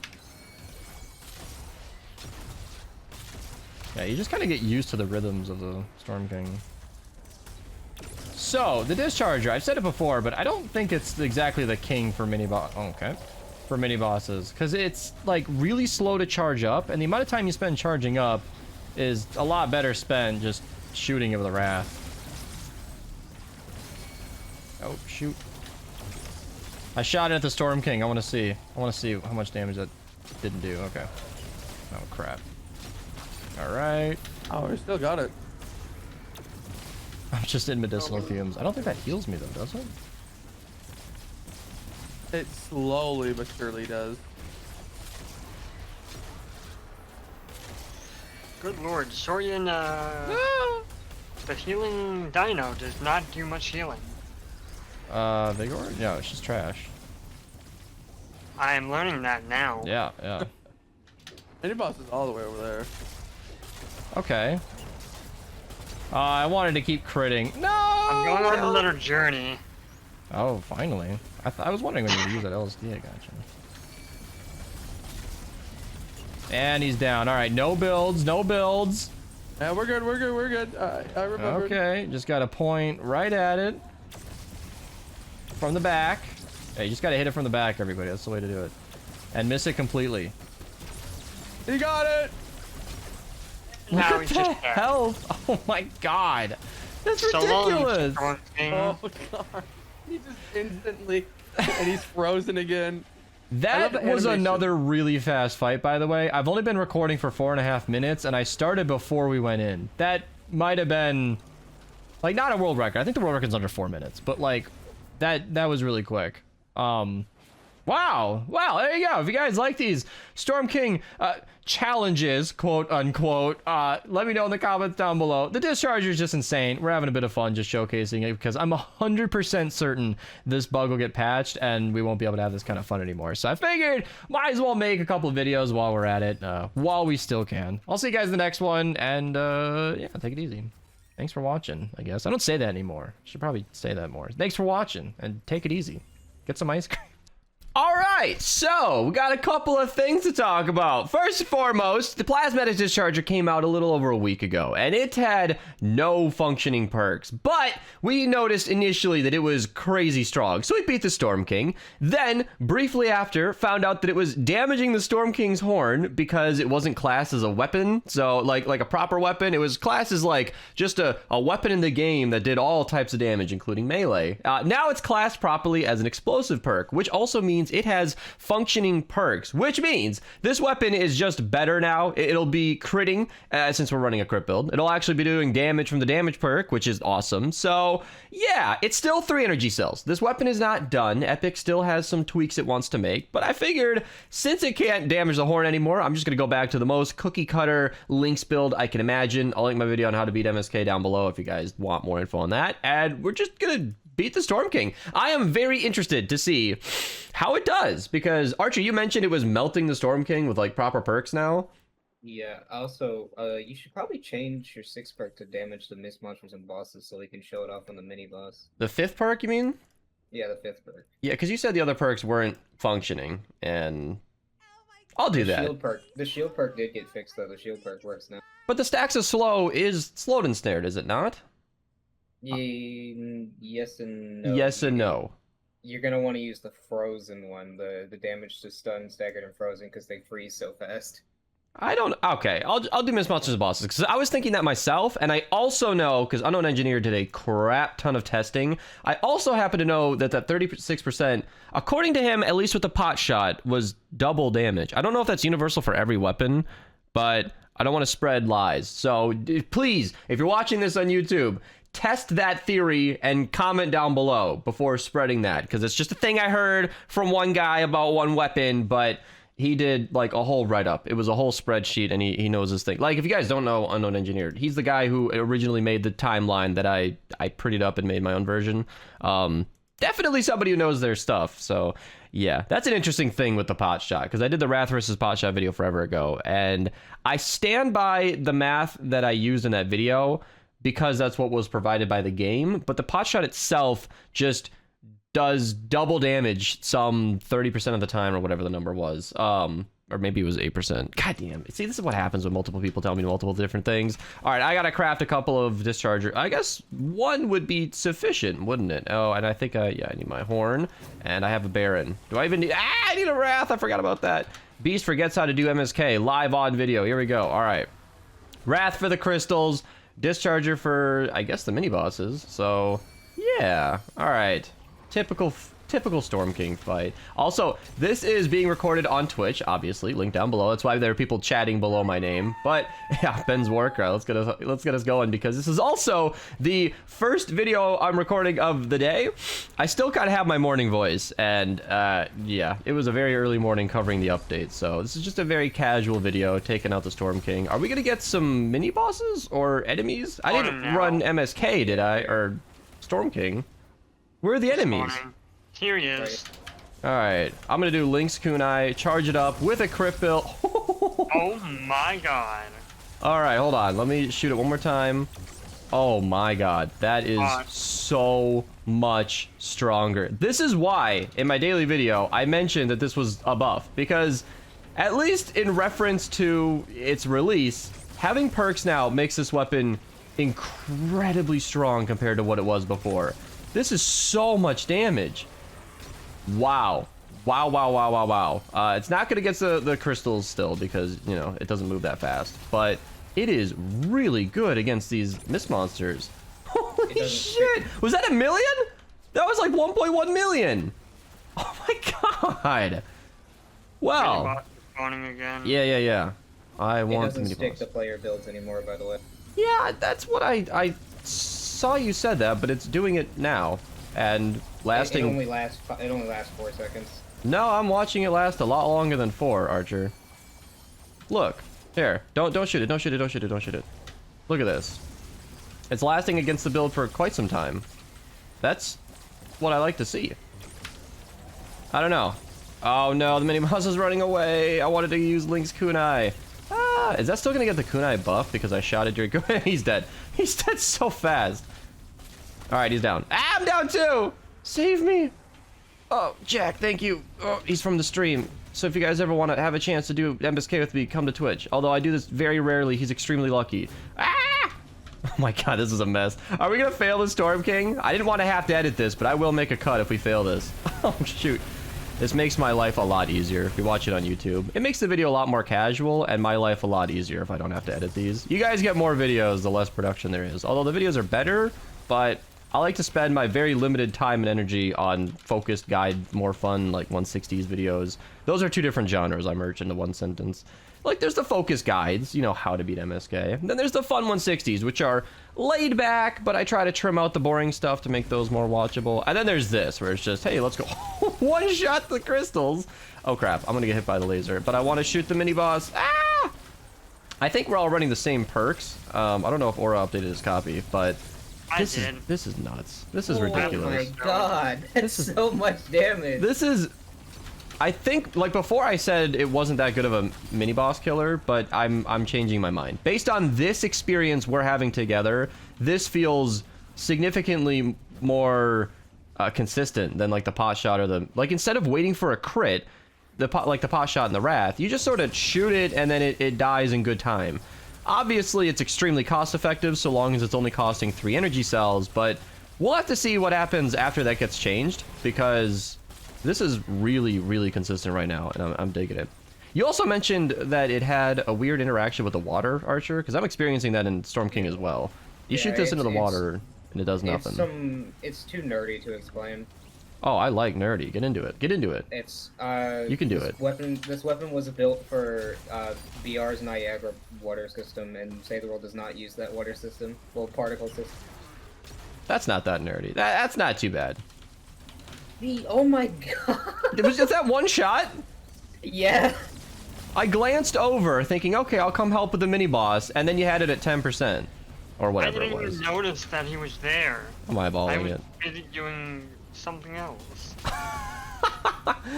Okay. I think Jack ran Warcry, and that was not planned in advance, but I really hope that's not a visual glitch and he actually ran a soldier with Warcry, because I really want to see this thing with Warcry. Of course, you got the wafers. What a nerd. Alright. Did he pop Warcry? Yeah, that's Warcry damage. Alright. Kunai, charge it up. Let's see. Plasmatic discharge. Oh my god, he's dead! He's so dead! Holy shit! That did so much! You see why I call it a buff? That wasn't clickbait. That was the fastest MSK kill I've ever seen. I shot it once. I don't know how many times we shot as a team, but I took one shot. And it just, from my shot plus you guys plus Warcry, just died. Oh my god. Well, that's gonna cut it just for this quick MSK fight on YouTube.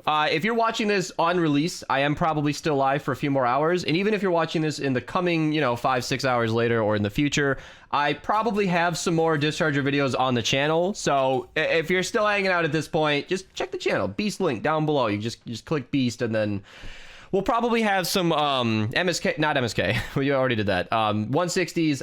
I really want to do encampments with this again, because that was really fun and chill with Mateo. He's not around today yet, but that was super fun when we did it, and I want to go do that. Thank you, Jack, for joining. I'll see you guys later on YouTube, and yeah, Twitch link down below. Stay tuned for more uploads. Subscribe on YouTube, all that fun stuff. All right, let's talk about what's going on. Today, we got an update that I can't show you the thumbnail of because YouTube is bugged, but that's all right. I can show you in Discord. Did you know I ping on Discord every time I upload a video? So there you go, Beast fans on our Discord. So the invasion weapons all got a buff, and I am including the Discharger in that because the new update makes it so that the energy cell usage is 30 instead of 3, and the radius is a bit smaller. It goes away a little bit quicker on player builds, which I have not noticed to matter, as I did just record a video running this in the 160s. That's going to take some time to edit, so I'm running a quick MSK run because I know you guys want to see it, and it's a lot easier for me to produce.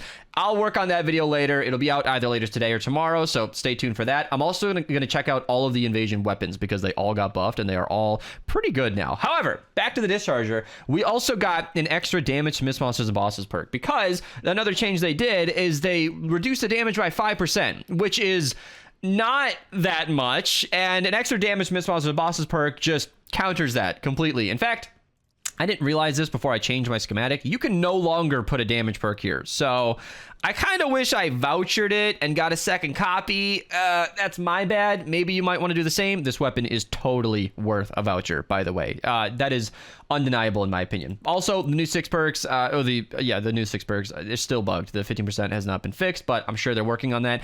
I bet Epic just wanted to get this weapon functional and proper with a 30 mag size instead of 3 before we could do that. So yeah, the loadout that I'm gonna be running is basically a basic Lynx build. Just Lynx in the lead, blast in the past, hide might, you know, just the usual build that I always run. I'm gonna be using the Discharger for the end phase and the mini bosses, and I just want to see how well it performs in those situations because it should be roughly the same, if not better. All right, we are here. I had to remind, I'm calling you out, Benz. I had to remind Benz what melee we use for the horn. Apparently, it's been a while. I thought Benz was in more of our runs recently, but I guess I was wrong. And I guess this is a good time to mention, if you are interested in any of the other MSK runs with the Discharger, we've done quite a few. We did the Discharger run when it had no perks, when it damaged the horn, then we did another run after it got perks, and then, unrelated to the Discharger, I also did a run with Crackshot, which was actually kind of fun. So that was actually a pretty intense video, but completely unrelated to this. Crystal, one-shot it, okay, I missed completely. So the update came out at about 4 or 5 a.m., 4:30 a.m., and I had not gotten to bed yet. So I am a little under-rested, but if I sound like I'm energetic, it's because, A, I'm excited about these new weapon changes, and I also have an HCG in my system, which is a great substitute for sleep. I mean, it's no substitute, truly, but if you guys want to try it out, link down below, get 10% off with code BEAST. I really enjoy it. I wanted to see the Discharger on the Smasher, and that did plenty of damage. I still think the instant nature, the instant shot of the Wrath and the Pot Shot make them better suited for the different mini bosses. It's also cheaper to fire the Wrath now. It's weird to say. I'm still adjusting to the new ammo cost being 30, but the damage from the Discharger is so much more. So I feel like you can kill it in less ammo with the Discharger because that one shot will continue to do damage. It's just slower because so like a lot of times I've shot at a mini boss and you guys have seen my teammates just hit it with a pot shot or a Wrath, and if you have 3 people all on one mini boss, they die pretty fast. So it feels like it's worse, but it might be better. I don't know. If you guys want to let me have the next mini boss, I want to see right now. I want to I gotta rush over it. I'm stuck in my kunai, but I want to see just how much one shot can do to a mini boss because I'm curious. Let's see. Look at that. That's 1 hit. That's 2 hits with a teammate. So that's 60 energy cells took out the entire thing. And that's confusing to me because the Discharger typically does really poorly against like typical mini bosses in game and smashers in regular missions, but the MSK ones die a little faster. I don't know, maybe they're more mobile or there's something different going on. I know that they have less overall health in the Storm King fight, so that could be a factor. I don't know, man. Discharger's so weird, but yeah, 3 people with a no. Oh my god, I think we all stopped swinging. Mini bosses in the MSK have lower damage resistance. Yeah, so that's probably at play. But even then, the Discharger isn't always doing low damage. It's just simply not zapping. So I don't know what's happening there. I don't really get it, but it's not really that big of a deal. We're just gonna hang out until the next crystal. I also had to craft a new copy because, like I said, I recorded that 160s video. I've already plugged it early on, so I won't say too much, but I fired this thing a lot today. I've probably already burned 3,000 energy cells using this weapon in the last hour, so yeah, it's been a busy time. So again, slower than the Wrath, but it should be a lot more ammo efficient. Look at all that. Look at all that. Was that 2 of us? I mean, come on. That extra damage to miss monsters is so good. I haven't done the math. I really want to dig into this. I should have done that before recording, but I do have a theory that the damage to miss monsters and bosses is not just a 36% damage perk with extra words. I think it might stack like crit damage. If somebody's dug into this a lot more than I have, comment down below. It's been a long time since these perks have really mattered on a weapon, so I've almost always ignored it because damage to miss monsters and bosses is almost always a trade-off between like damage to afflicted or slowed and snared. So it's just never been the best pick, seriously, and a lot of times I've used it on weapons it's because they didn't have affliction or slowed and snared, so it just became a process of elimination. So on the Discharger, it's not just like process of elimination, it's actually what you want to use, and that has given me a lot more to consider here. So I haven't really dug into this, I'll admit, and I'm kind of curious to check it out. I also will give credit to Unknown Engineer, who, when comparing the Potshot to the Wrath, he found out that the Potshot does its double damage very often, and it's bugged. Whether or not you guys want me to say it out loud, it does more than it should, more often than it should. But in that instance, it also did, like, apparently double damage. He was saying that the Mist Monsters and Bosses was doing, like, 72% instead of 36%. So if you're watching the video and want to elaborate, comment down below, please, because I don't know how to contact Unknown Engineer. He has an inkling for changing his username on Discord a lot and leaving the Minerva server randomly and then rejoining. So I don't actually know how to contact you if you're watching this. So yeah, shout out to him. But I have some theories that Mist Monsters and Bosses is not just 6% better than damage. But on that note, let's see. We got Warcry active, Kunai going, Discharger charged up, and holy crap! Wow. I don't even know what to say. This is after a nerf. I went through the comments on the update video today, and there were a lot of likes on comments that said Beast was being weird because this was definitely a nerf. Well, if that end phase doesn't show you what I was talking about, then I don't know what does. Because yeah, 30 energy cells is almost exactly 10 times more than 3. But like, that is a damage buff. That is at least as good as it was before. And that also ties into what I was just saying, where that did not die 1% faster than I remember. Maybe I'm wrong. Maybe we had Warcry. Maybe it's because I timed well with the Kunai. I don't care.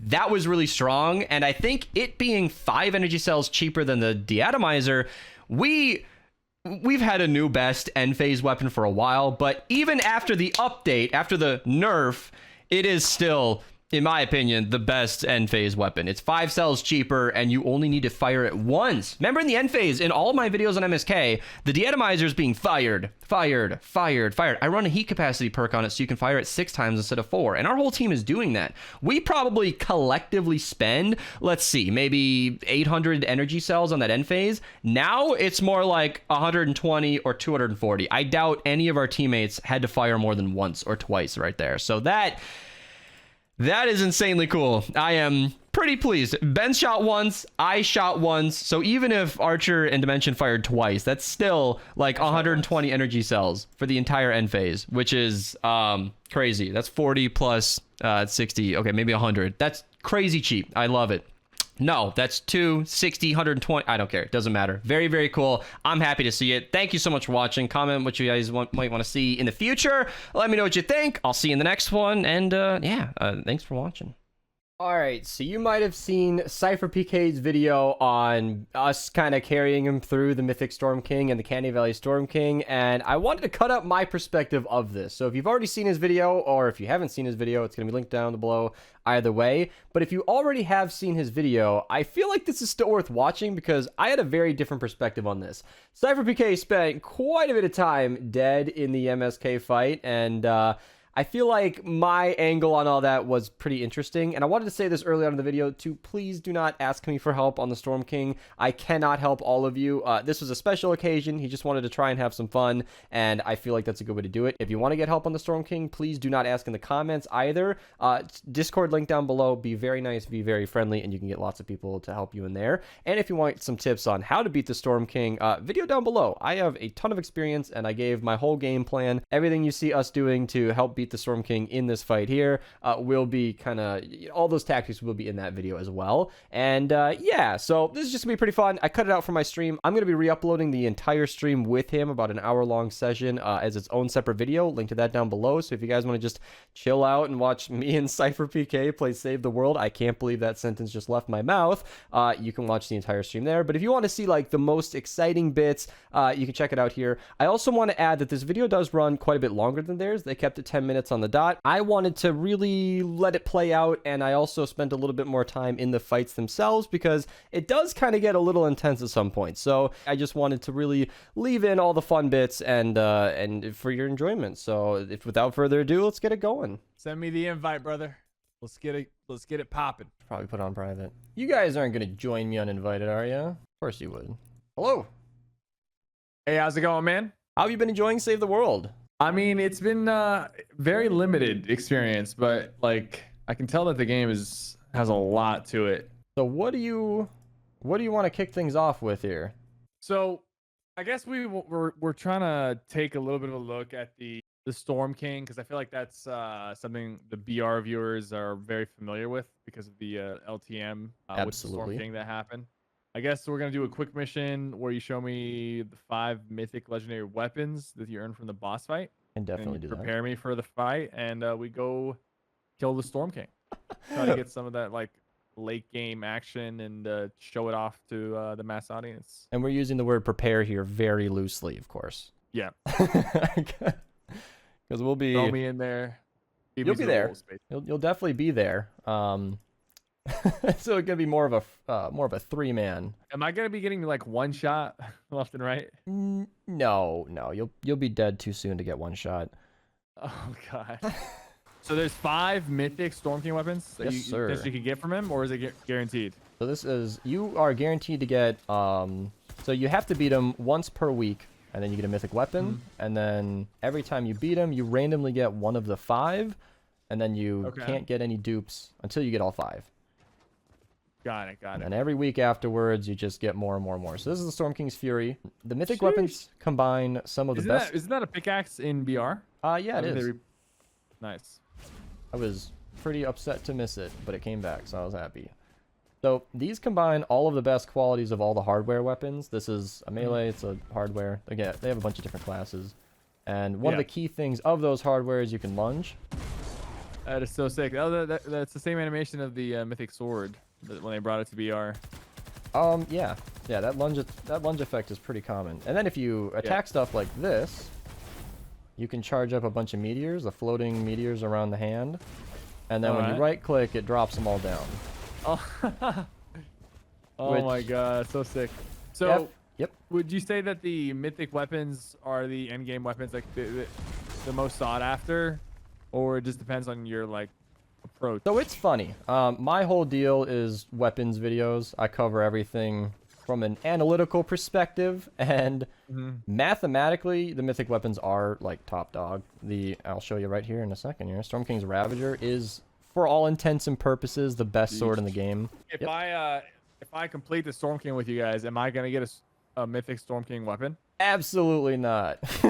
Okay. You are way too early for that. So what happens? Like when I have to actually progress to that part to be able to get. So we're currently in Stonewood. This is the first zone of the game. And then the second zone is Plankerton. That's the quest you were just looking at. Third one's Canny Valley. And then after that is Twine Peaks. Let me go find some enemies here. And then in Twine Peaks, that is the final zone. That's when you'll be doing those Storm Shield defenses like you were doing earlier in Stonewood. Oh, yeah. And after you do, I think 5 of them is when you can unlock the quests to actually beat the Storm King. I see. So you can see my sword is glowing now, and we are kind of at a drought of enemies right now. I'll just shoot it at you. I'll shoot at this guy. When you right-click, you can release the wave of energy, and it does a pretty considerable amount of damage.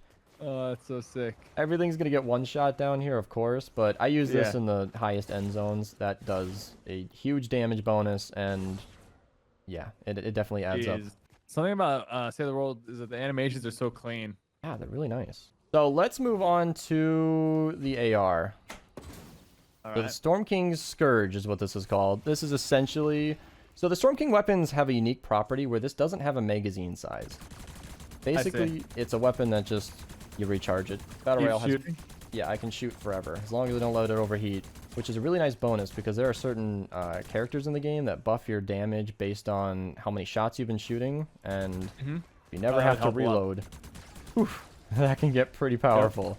And it's basically impossible to demonstrate what this thing does in a zone like this because I can't hit an enemy without killing it instantly.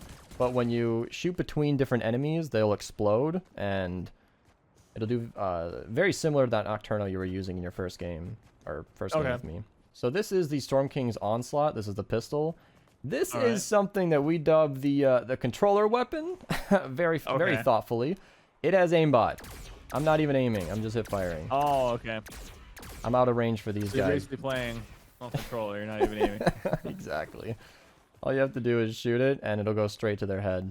Let's not kill anything and All right. group up Let a 'em few bunch so I up. can show you. This is the Storm King's Wrath. I was Okay. charging this thing up in front of you recently. It's pretty fun. You see Yultrons over there? Yeah. When I release this, everything dies. Oh my god, it's like an instant beam. It absolutely is. It's essentially a laser. If I shoot from just one at a time, it... Oh my gosh. It's that looks sick. definitely one of the coolest weapons in the game. Yultron's gonna build them up, and once they all get close, we can just knock them out. Jeez. And that does millions of damage per enemy in the late game. It's definitely one of the cooler weapons in the game.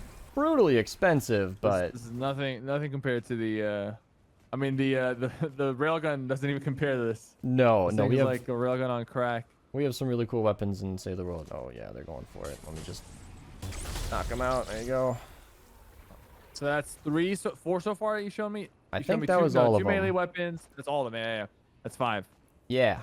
Got an aimbot pistol, an AR that is literally too strong to show in this zone.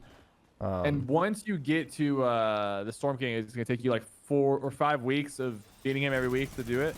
Not if you time it right, because this is just a detail. But when you beat the Storm King for the very first time, you can run it again the next day. So if you start if you start off on a Tuesday, you can run it again on Wednesday, and then the quest resets on Wednesday. So you can get 3 weapons in a 48-hour period if you time it right. But essentially once per week, really, yeah. Got you. So the Storm King All fight has a basin of water that will kill you upon impact. He's Okay. going to shoot meteors from the sky. Zombies are going to spawn. They're going to attack you. They're going to hit from a range. Takers are going to spawn. They're going to fly out of the air, teleport through your builds, and kill you. Zappy God. faces. Yep, they're going to hit you from range. And none of that is considering the smashers, which will annihilate all of your builds. The mini-bosses are essentially smashers on crack. And then that's all ignoring the actual boss himself. Pretty hostile environment. Yeah. So is there a normal version and then a mythic version? Yeah, the Canny Valley version is significantly more tame. So would you No. say like this is like the hardest, most like challenging part, like in terms of like actually completing Save the World mission? Would this like require the highest skill set? I would say Or are there, so. like There are a couple of ways to look at it. Storm King, you'll like this as a Battle Royale player, is certainly one of the more technically challenging. There's a lot of combat, hitting your shots, being on your game. But then there are slower burning, pun intended for those who get it, Frost Knight, where it's literally a burner going down. And that is much more of an endurance thing. All right, here we go. All right. Oh, this is kind of scary. I'm not gonna lie. Here we go. I was taking damage from the pool. Yeah, no, this water will hurt. Yeah, it hurt a lot. So up above your head, the meteors are coming down. Yeah, there you go. Oh yeah, there's a meteor. Yeah, that'll happen. All right. So I gotta cover my head. Yes. Got you. All right. So am I doing any damage by shooting him right now, or no? So what? You gotta shoot the crystals. That shiny thing right over there. Okay. Our boys here are one-shotting them though. Oh, I just got knocked down. Yeah. So when you break those crystals, sometimes he shoots a laser. I forgot to mention that. So the laser broke my builds and knocked me down. It will do all the things. All right, I'm cranking 90s. I need to get away. Oh, I'm in storm. Oh my god. I'm down. It's kind of hard to see the storm. Is it intentionally kind of like a little deceiving? I think so. It's not meant to be an easy fight. I'm not gonna lie to you, Cypher. We have it refined nowadays, but the first time we did this, we were at it for about 13 hours. Oh no. It was a You real broke out all my challenge. builds, bro. This guy's a menace. Yultron, you got me. Oh, there's a big monster. Okay. Getting back up. Building in metal. I don't see any crystals on him. It's I mean, on actually, I do on see his them. back. Oh, there's this guy. He just went through my wall and one-shot me. Yeah, they'll do that. Those are the mini bosses. They don't respect walls. Oh my god. I just got pieced by a mini boss. Yeah, I'm gonna crawl Right. into circle. Are we all knocked? Yeah, it happens. Okay, well that was rough. I mean, I feel like You guys, this is like you guys are playing on hard mode because you have to keep reviving me while also trying to not die. No, it's super easy. Barely an inconvenience. There were so many things that just wanted to kill me, man. Everything wants you dead. The mini boss just like teleported into my box and one pumped me like without a care in the world. You even have to take my wall, bro. It's a violation. I have freaking auto reset on the pre-edit. I don't know if anybody told you, but all your Save the World keybinds are different from BR. You probably got that figured out by now, but yeah, something to stay on top of if you get messed up at any point. Okay, I'm actually doing damage. Oh, I was doing damage. Maybe I should have dropped you a weapon. Oh, I just got re-knocked instantly. Yeah. These guys are bullies, man. I got you. Don't worry about it. You might remember this one. It's Yep. not just flashy, actually works. You're gonna need this as well. Ammo on the ground. We're both down. That happens. Man, Storm King is scary looking. Yeah, use that on the enemies. You're not.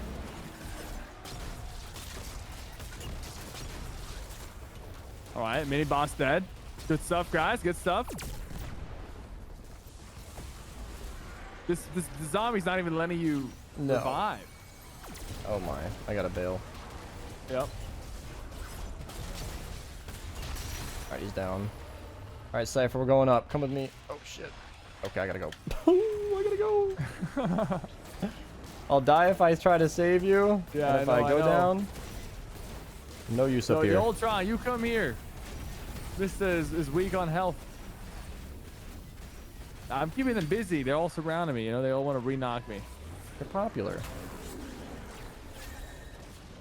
All right, crawl to me. Yep, crawling.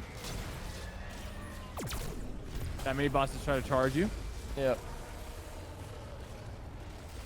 You see that heady chat? Ooh, we're hitting shots out here. Instantaneous knock. I couldn't even get up for a second. No, you're fine. You're doing great. All right, I'm up. You're doing great. I guess I'm in storm. Is the storm closing on us? Nah, we killed the mini boss. All right, get away. Come with me. Run. Dude, you're not letting me move. Oh my god, you got charged, bro. I've McFallen. Don't even get Mista up. Okay. All right, I'm in my box. I'm here. I'm staying alive. I don't know what. I wish I knew what not to. Was it a meteor? That's a pretty good effort. You made it about 4 seconds there. Yeah, I know. Are you using that launcher? I have to equip it.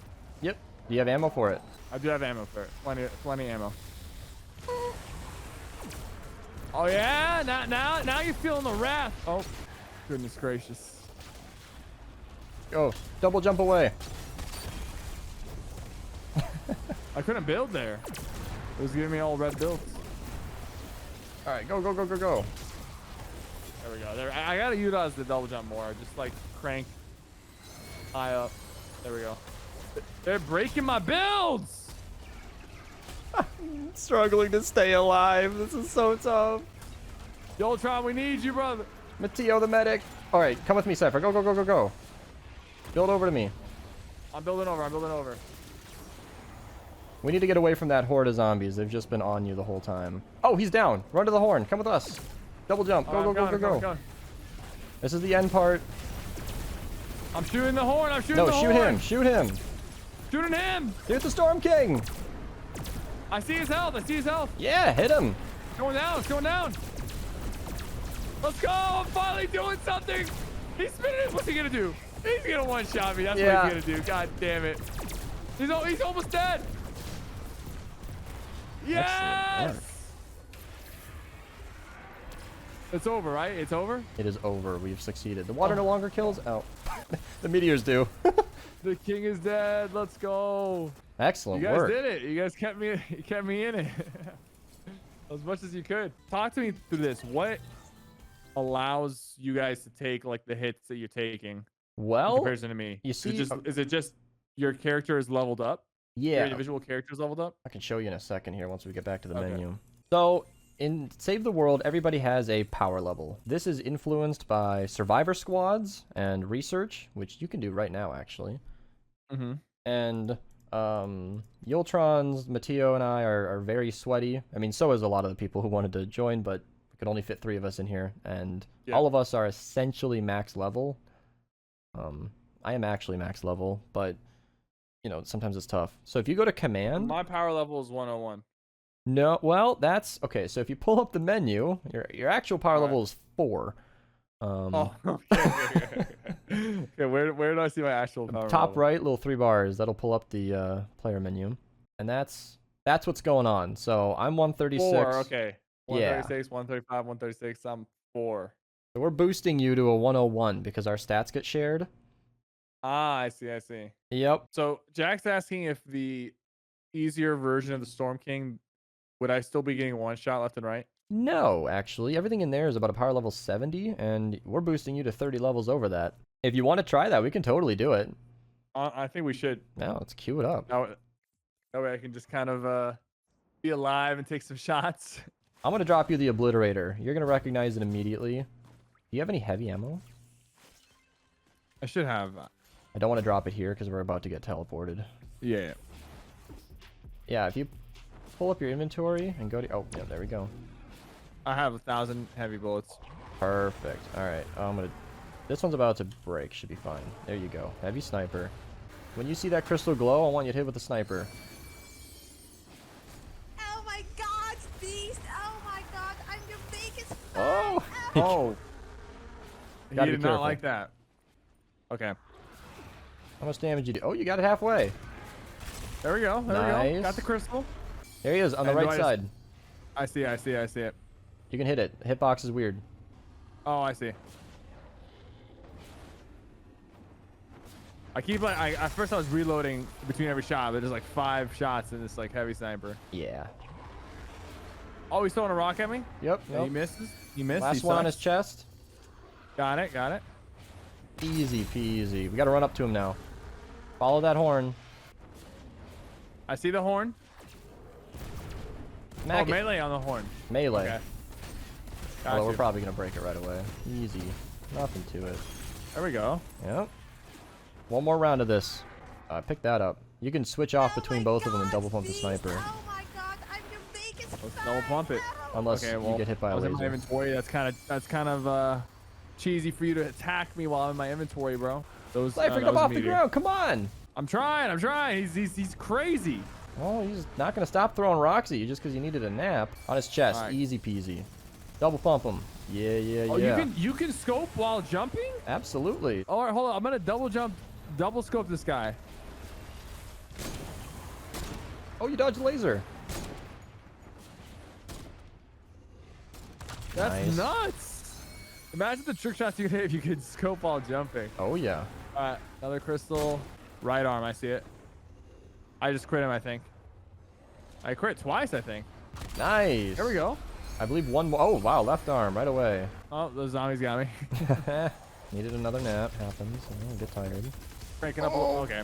He Yeah. just did That's one of his cheapest that- moves. yeah, that one just goes through builds, huh? Yeah, it just wipes everything. Oh, there you go. All right, he's down. There we go. Everybody up. So this used to make or break runs. Remember, we'd spend 10 hours beating this Mythic Storm King. We'd get to this point, and then not break the horn. DPS is not enough. Just gotta get out. Oh my goodness, I've been fallen. Now There we go. fun part. Yeah, there we go.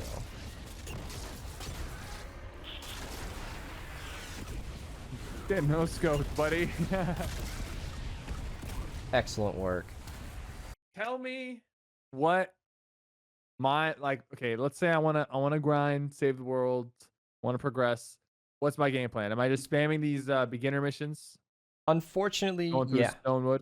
So like the Okay. collect research equipment. So we went to that 5+ zone, and then I spent the whole time showing weapons instead of actually collecting that equipment. That's my Yeah. bad. It's all good. It's pretty easy. You don't need to do those in Stonewood. We could bring you to some... Honestly, I could queue some 100 power level zones. That would be within your range right now because we're boosting you, and Mhm. might make for some more entertaining combat. I know that this game probably takes more time than you'll personally be able to put in. I would never recommend this to a new player, but if you want to fast track things, we could easily just jump to the latest zone. You'd still be doing the same quests, but might be a little more challenging. Okay. Instead of one-shotting everything. We'll have to see how it goes.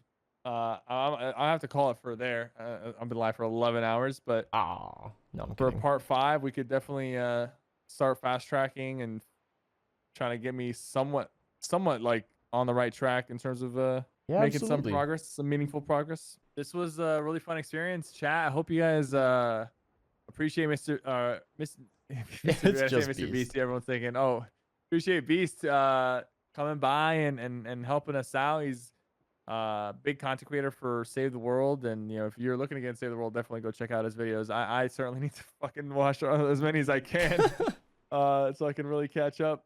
Yeah. But we're gonna try to do a couple more sessions and try to level me up a little bit, and hopefully this becomes a regular thing. Like, I would like to regularly create content, especially seeing the amount of support and people that are rooting for me to play Save the World.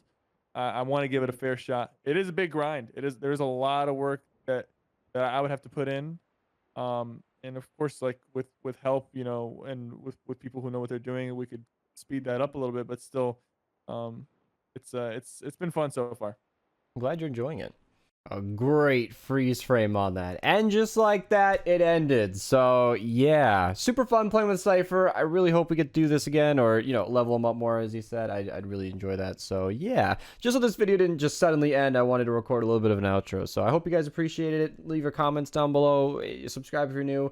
Thank you guys so much for watching, and I'll see you guys next time. So, to celebrate Izza coming back to the game today, Choo-Choo gave me 80 armor, an 80 armor Wicked Wind. I'm running Prehistoric Izza in my lead, and I've got Bomb Squad Kyle in the support. So we're going to be beating Storm King not only as a constructor, but a very, very high tankiness constructor. I'm actually going to edit this mid-stream just so you guys can see my loadout, and so I can click over to OBS to change my nose gate. Hopefully that'll clip out the fans when I'm not talking, but I basically want to go ahead and take damage. You're not focused on me, are you? Okay. Just gonna delete him from existence. Did anybody break the crystal? Ooh, okay. Alright, I want to attract the attention. I've never wanted to take damage so bad. Here, I'll go. There's a laser. Yeah, we gotta kill them in the boss, too. Bugged out Wrath right now. I feel like I'm invincible, though. Alright, here we go, here we go. Oh my god. That did, like, no damage to me. Why is nothing attacking me? Okay. Maybe I'm so strong that I'm just seen as a tank and everything's just not even trying. Oh my gosh. The fatty smacking me right now was doing 70,000 earlier. Like, almost 80,000 in our previous lobby. I'm taking, like, no damage. Oh, now they're teaming up. It's adding up. 160 power mobs. Yeah, like, I'm barely getting touched. This is so cool. Everything's doing so little. So those of you who don't know, this is sort of like my video on Izza, but like not really. This is more or less a showcase as to how strong she can be, plus a fun little thing I wanted to try.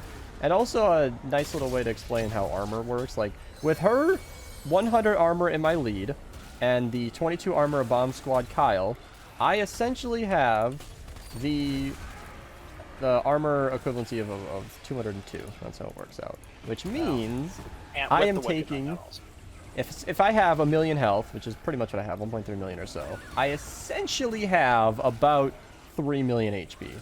Because I'm taking reduced damage. That's just kind of how it works out. I don't have actual more health. There's not some hidden value here. It's just that, like, I'm taking so much reduced damage that I'm barely even dying. Oh. Did we just run out of time? That Was he down? Good to know. Yeah, we were at 3 people anyway. That would have been good to know, but hey. Yeah, it would have been good to know. Look at this. I'm trying to die, but I can't. The storm does reduce damage. Let's give that another shot. All right, not only are we back at it with another try, but we've acquired a fourth teammate who's trying to kill me. So, our Wicked Wind only had 2 armor perks, but he's... Get up off the ground! So, but he's offering a Baron with 3 armor perks. So we'll have a 242 base armor. And Choo-Choo, how much health would I have with 1.549 million health? 5.3 million effective health, which is... Effectively 5.3 million, which is a prime number, so that's kind of fun. Well, 53 A is. lot. A lot of health. I don't know. It's a lot. Like, how much damage am I gonna... Barely any. Remember last time I was taking about 33,000 from those fatties? Now it's about 26,000, 20,000. Now, my health will probably be quite a bit higher because we actually have a full team this time, so it's not apples to apples, but it's pretty cool. Like, pretty cool. Now, this is not a recommended Storm King build, but, it's neat. I kind of miss my speed, hate though. dying. If, like, every single point of damage just, like, hurts your soul, here you go. Here you go. Now, one thing I am iffy on, maybe somebody in the comments will know more than I do. I don't actually quite know exactly what all armor protects from. Enemies, obviously, but, like, the water in the fight, the meteors, is it fall damage? Literally all damage? I don't actually totally know. It did work on the storm. Okay, I don't actually need to put 4 now, but this is amazing. Like, I feel like I'm taking so much damage and I can see all the enemies around me, but I'm just not dying. I'm just not dying. All right, he's down. I'm aware of this time. Don't worry, everybody. I'm paying attention. All right. There we go. And, you know, since I'm still using the same hardware perks, Lynx never actually buffs my hardware damage! Oh, shoot.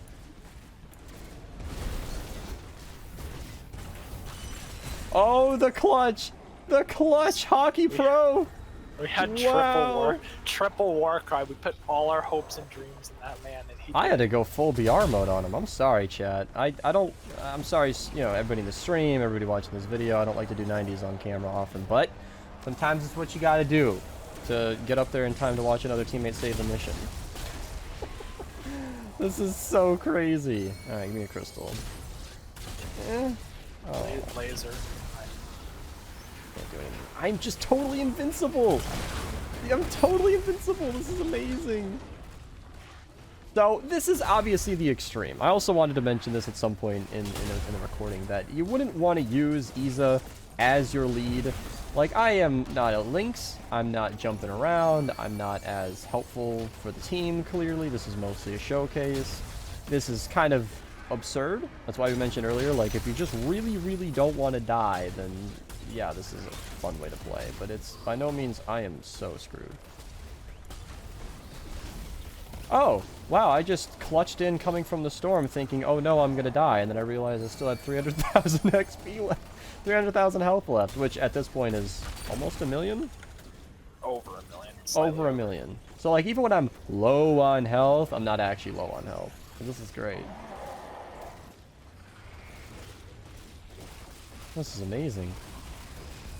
I've never been so healthy before. Meteors are affected by this? Yeah, wow. It seems to be just all damage, except maybe fall damage, but like it's just not everything else. You can get up to 320 armor with Archetype Havoc in the lead? Doesn't he increase your speed with a shockwave? Maybe it also gives you armor if he's in the lead. Maybe. I know that... That's a surprise. He might have meant something else. I don't know.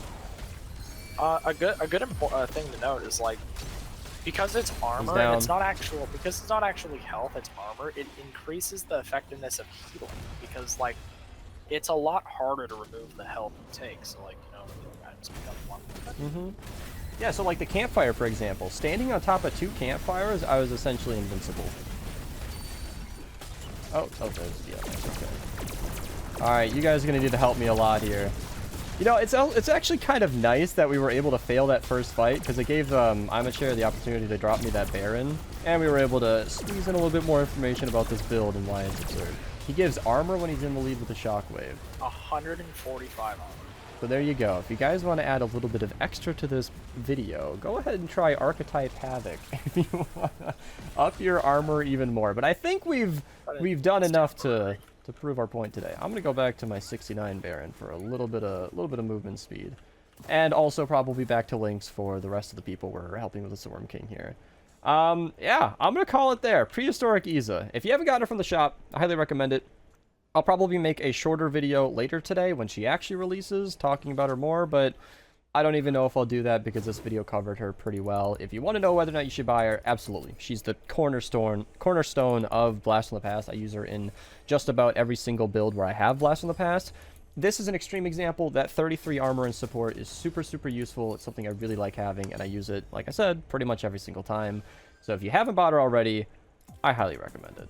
I have a number of videos on my channel detailing my current favorite loadout in the entire game, and that is basically a Blackout Boom build. I'm not going to explain the intricacies of how this works. If you're really interested in the science on it, I recommend watching the series. I'll link them all down below, starting with the Dirge Sung video. But basically, hero ability damage buffs the Blackout Boom damage, and by that I mean when we dash with this build, or if you reload, quote-unquote, with the Blackout AR, your next hit will do up to 132 base damage, and that explosion is insane. You've probably seen gameplay on screen. It's millions of damage. It's super, super good, and I have optimized the crap out of this. The perks are very specific. Double crit damage. Fire is usually good for regular missions. For MSK, I might want physical damage, and then extra damage based on missing health. That will make the MSK fight very difficult, but let's just talk about the build real quick here. So Flash AC dashes around, activating Chaos Agent, which reloads our weapon,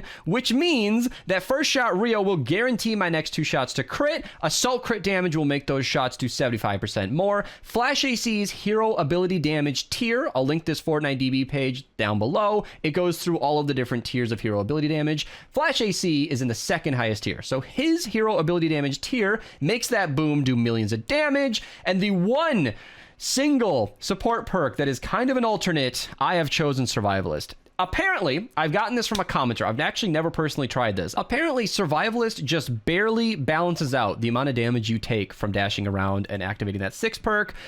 And it's the MSK fight. Water will be lethal. Enemies will one-shot me. I will have next to no HP. I am going to be sticking very close to my teammates if I can help it, because they are going to need to be reviving me a lot. We've got Benz and Aura using typical Lynx builds. We want them to be comfortable in this fight. Dimension's going to be running Warcry because I will not be extremely useful on the Horn. Sure, I'll use a Storm King's Fury, but this build does nothing for my Fury damage. So yeah, that Warcry will be essential. And yeah, I think I just want to hop in and try it. Let's see if we can do the Mythic Storm King fight with the strongest build in the entire game. This build is just the definition of glass cannon. So let's check it out. All right, so I got to craft the physical copy now that we're in game. I've got my Fury prepared. Bright Core is great for the Horn. Deatomizer is kind of my panic weapon. And here comes one of the challenges of this build, is that I need to have builds on the floor to stay alive. For those of you who see my Crow's Nest video, I've already plugged it in this video, but I'll plug it again.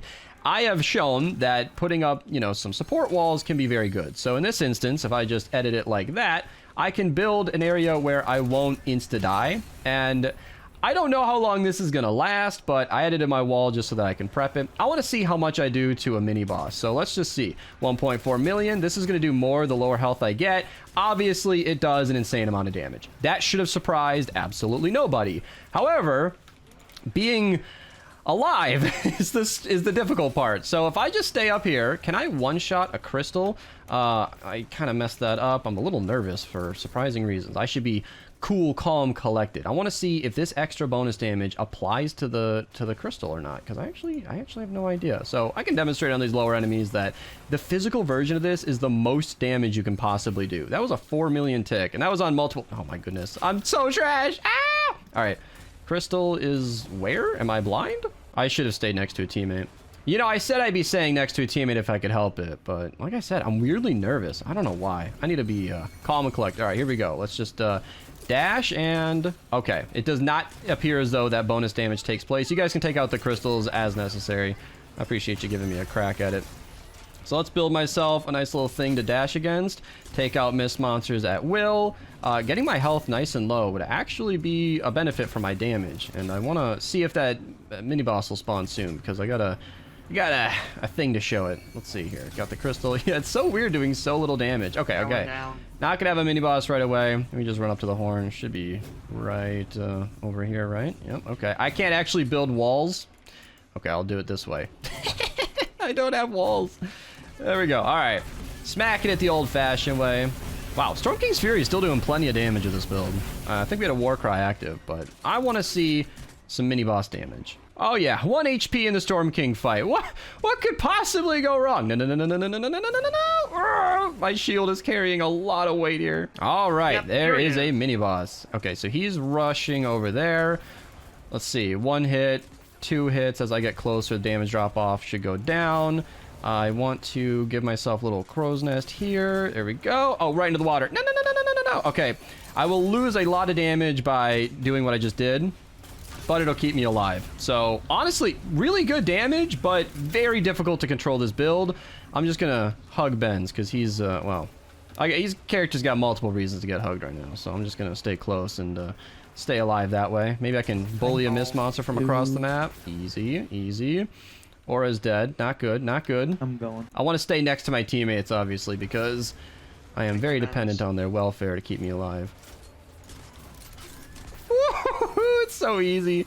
So nice to just see a mist monster stop existing. Honestly, if I wanted to keep myself busy, I could probably take out every enemy on the map and just clean everything up for everybody. There we go. Go. Crystal. Jesus Christ. There's our smasher.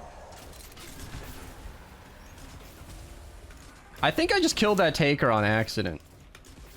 Okay, so I got killed by an enemy, but pretty much soloed that mini boss. Yeah, that's so much damage. This is like the Crackshot MSK video. Link to that down below. That build is so freaking strong, but like terrible for MSK. It does not synergize well at all. All right, easy one tap. I guess he wasn't full health, but you know, still. All right, I think this next crystal should be the last one. It's funny. I'm trying to build walls to protect myself, forgetting that they're like little half walls. Okay, so it's not the last one quite yet, but woo, easy damage. But I want to see that mini boss again. I want to kill him. I want to kill him dead. All right, there we go. He's trudging through. Easy one shot on that. Build myself a little area, and this mini boss should go down very. Ah! No! He's Vortex. He sucked me into the storm. Thank you, Dimension. Oh, I died immediately. That wasn't even fair. Dimension's dead as well. Is this where it all comes crumbling down? Am I under the map right now? Am I under? Because I don't even have an adrenaline rush. I was under the map. This is not even fair. He's cheating. Oh, he's gonna clutch. The two of them. They're gonna save the mission. Oh no. Aura, clutch or kick. He's solo. He's gonna save Benz. He's gonna revive the team. Although we didn't break the horn. Am I still in the storm, or am I'm bugging? I still see the rain. Wow. Okay. Why do I still have the rain effect? I was under the map, and now I've got like perma storm effects. This is really weird. Okay, so I'm gonna help on this horn, but when we get close, yeah, really good work, team. I'm not even kidding. That was that was a save and a half. I was afraid we'd have to run this again. I thought this would honestly take multiple tries. This is not the best showcase. I'm sorry, YouTube viewers. I'm nervous. This is my first try, but I want to see how much we can do to the MSK. Oh, God. Oh, God. All right, here we go. Do that. Do that. Look at that damage. It's so hard to sustain the damage, but look at how much it does. Now that I got the hang of this, I want to try it again. All right, loaded into another game. I'm here to see how this build does now that I've got a little bit more practice. So this is important. I want to just do this, do that, make sure I have a safe area to dash around, and that's exactly the kind of thing I'm looking for. That's what I want to see. See, this is what I meant earlier too, where I think I might be able to just take out all the enemies if I really made an effort of it. I'd have to find an area that's safe, and something that messes me up a lot is that I forget that I can switch off my weapon. I'm so used to that Crackshot build that I mentioned earlier that it's like burned into my brain that I need to not switch off my weapon for some reason, which is just not true. So the fact that I can switch off and build safely and still come back with all my damage is something that I should keep in mind more. Like right now, you know, I can just do this, do that, and then I'm safe. Unless they're throwing propanes at me, in which case I am very much so not safe. All right, got another mini boss. So I just got my bonus. That part's gone. Oh, okay. Ah! I panic. I healed. I panic healed. Okay. Oh no, I don't have any energy. Okay, he came in, he walked away. There's a storm right in front of me. And I just don't have enough energy. Oh man, I wasted all my energy and I didn't get any back because I'm not getting any enemy kills. Ah, what a bummer. I think I'm gonna need some help on the mini boss because I just can't get the energy. That is supposed to be coming from Fuel for the Fallen, but I'm not getting any kills from normal enemies, so it's a little tough. But the fact that this build can basically solo a mini boss is so satisfying. Fun fact, the Xenon Bow is actually really good for crystals. It doesn't do a ton of damage, but it's really good at going from any angle. Actually pretty convenient. Just gonna do some casual shooting while I wait for the mini boss, you know, just taking stuff out, because I can. All right, we got another mini boss, and this time I'm coming in with full energy. I'm gonna follow him to wherever he runs, manage my energy a bit better. Holy crap, he's really going the distance here. He's running a marathon. All right, let's do this, do that, okay. Oh no, wait, why is it reloading slow? No, Fortnite glitches, do not ruin this for me. I'm trying to use a build that is not designed for MSK. Look at my health. This build is, I don't think this is recommended for the Storm King fight. Easy damage, knocking it out, first try. Easy kill, he's dead now. Oh, easy, just knocking him out, You know, considering how horrifically I died just now, I feel like I shouldn't be antagonizing the enemies. Oh yeah, what? That's not even fair! All right, we got another mini boss. Where is he running? These guys always spawn in like they're late for something. Oh crap! Ah, my walls disappeared! No! Okay, here we go. Easy damage. There it is. That's what this build is for. That's what you're here to see. And I'm out of energy. Uh-oh. Uh-oh. Uh-oh. Uh-oh. Uh-oh. Yeah, you know, as long as I have energy, this build is great. But I can't always control if there's an enemy nearby. So it's really hard to use. Look at that. Xenon Bow doing the job. Okay. Here's what I'm gonna do. Build myself a little area to get back to. I died. Utterly fail to get over here. Oh, crap. Oh, God, I think I'm throwing.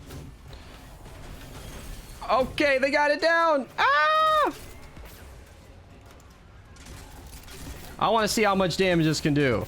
Look at that damage. It was like half of it. So quickly. I just couldn't stay alive to see it through. All right, so the second fight didn't go as smooth as the first one, but I tried it, all right? I tried strongest build in the game in the Storm King fight. If you guys want to see more like this, check out the Crackshot video. That one was way more intense as it took us a lot more tries to beat it.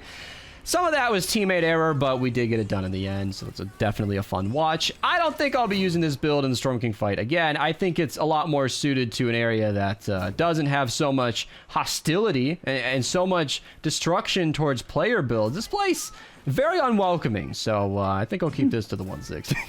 Thank you guys so much for watching. Subscribe if you're new, Twitch link down below, and yeah, I'll see you in the next one. So in a recent video on the channel, I checked out the Jack's Revenge, where it was critting for over 3 million damage in some cases, and that inspired me through a comment that I got on Twitch, link down below, I do record these on stream, to try this out in the Storm King fight. We're going to be running the exact same build from that video, so if you haven't seen it, I'll do a quick view over right quick. We got Beetle Jess in the lead, doing lots of crit damage, totally rocking out just so we can up the crit chance, battle beaten wafers just to get those active. I'm going to have to get lucky to get wafers in the beginning of the Storm King fight. Hip shot for some extra damage, Calamity and support for some extra damage. You don't always get to see her getting used. She only buffs pistols and it's only the first 6 shots, but we only have 1 shot, so it's perfect. And then locked and reloaded just to help do a little bit extra damage. I doubt that'll be perfectly necessary. I kind of want to put Survivalist in here because the Storm King fight is lethal, but I also don't think I'm going to be getting that many kills, so I'm just going to try my best to stay alive. And that's pretty much it. Other than that, we're running a Jack's Revenge with double crit damage, and I unfavorited it, so I'm going to have to go find it. All right, after about 45 minutes of searching, don't look at my timer, I promise you it's 45 minutes, we're going to switch that to physical because it is the Storm King fight, and this thing should be hitting like a truck. We were barely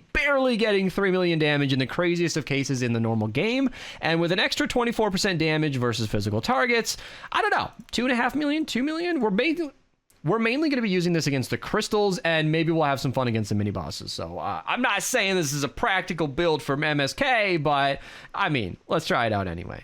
Hey, check out this chart I forgot I made. Apparently this was in my Storm King guide video. I don't actually watch my guide video all that often, but kind of convenient for finding all the metal in the room. Oh, and now I get to put my expert knowledge to the I should probably not be starting with the hardest to break metal object, but it's fine. I'll have time for everything. Just one hit everything there. This one's a couple extra. There we go. 7, off to a good start. I'm not gonna be able to reach that conveniently, and I want to double check.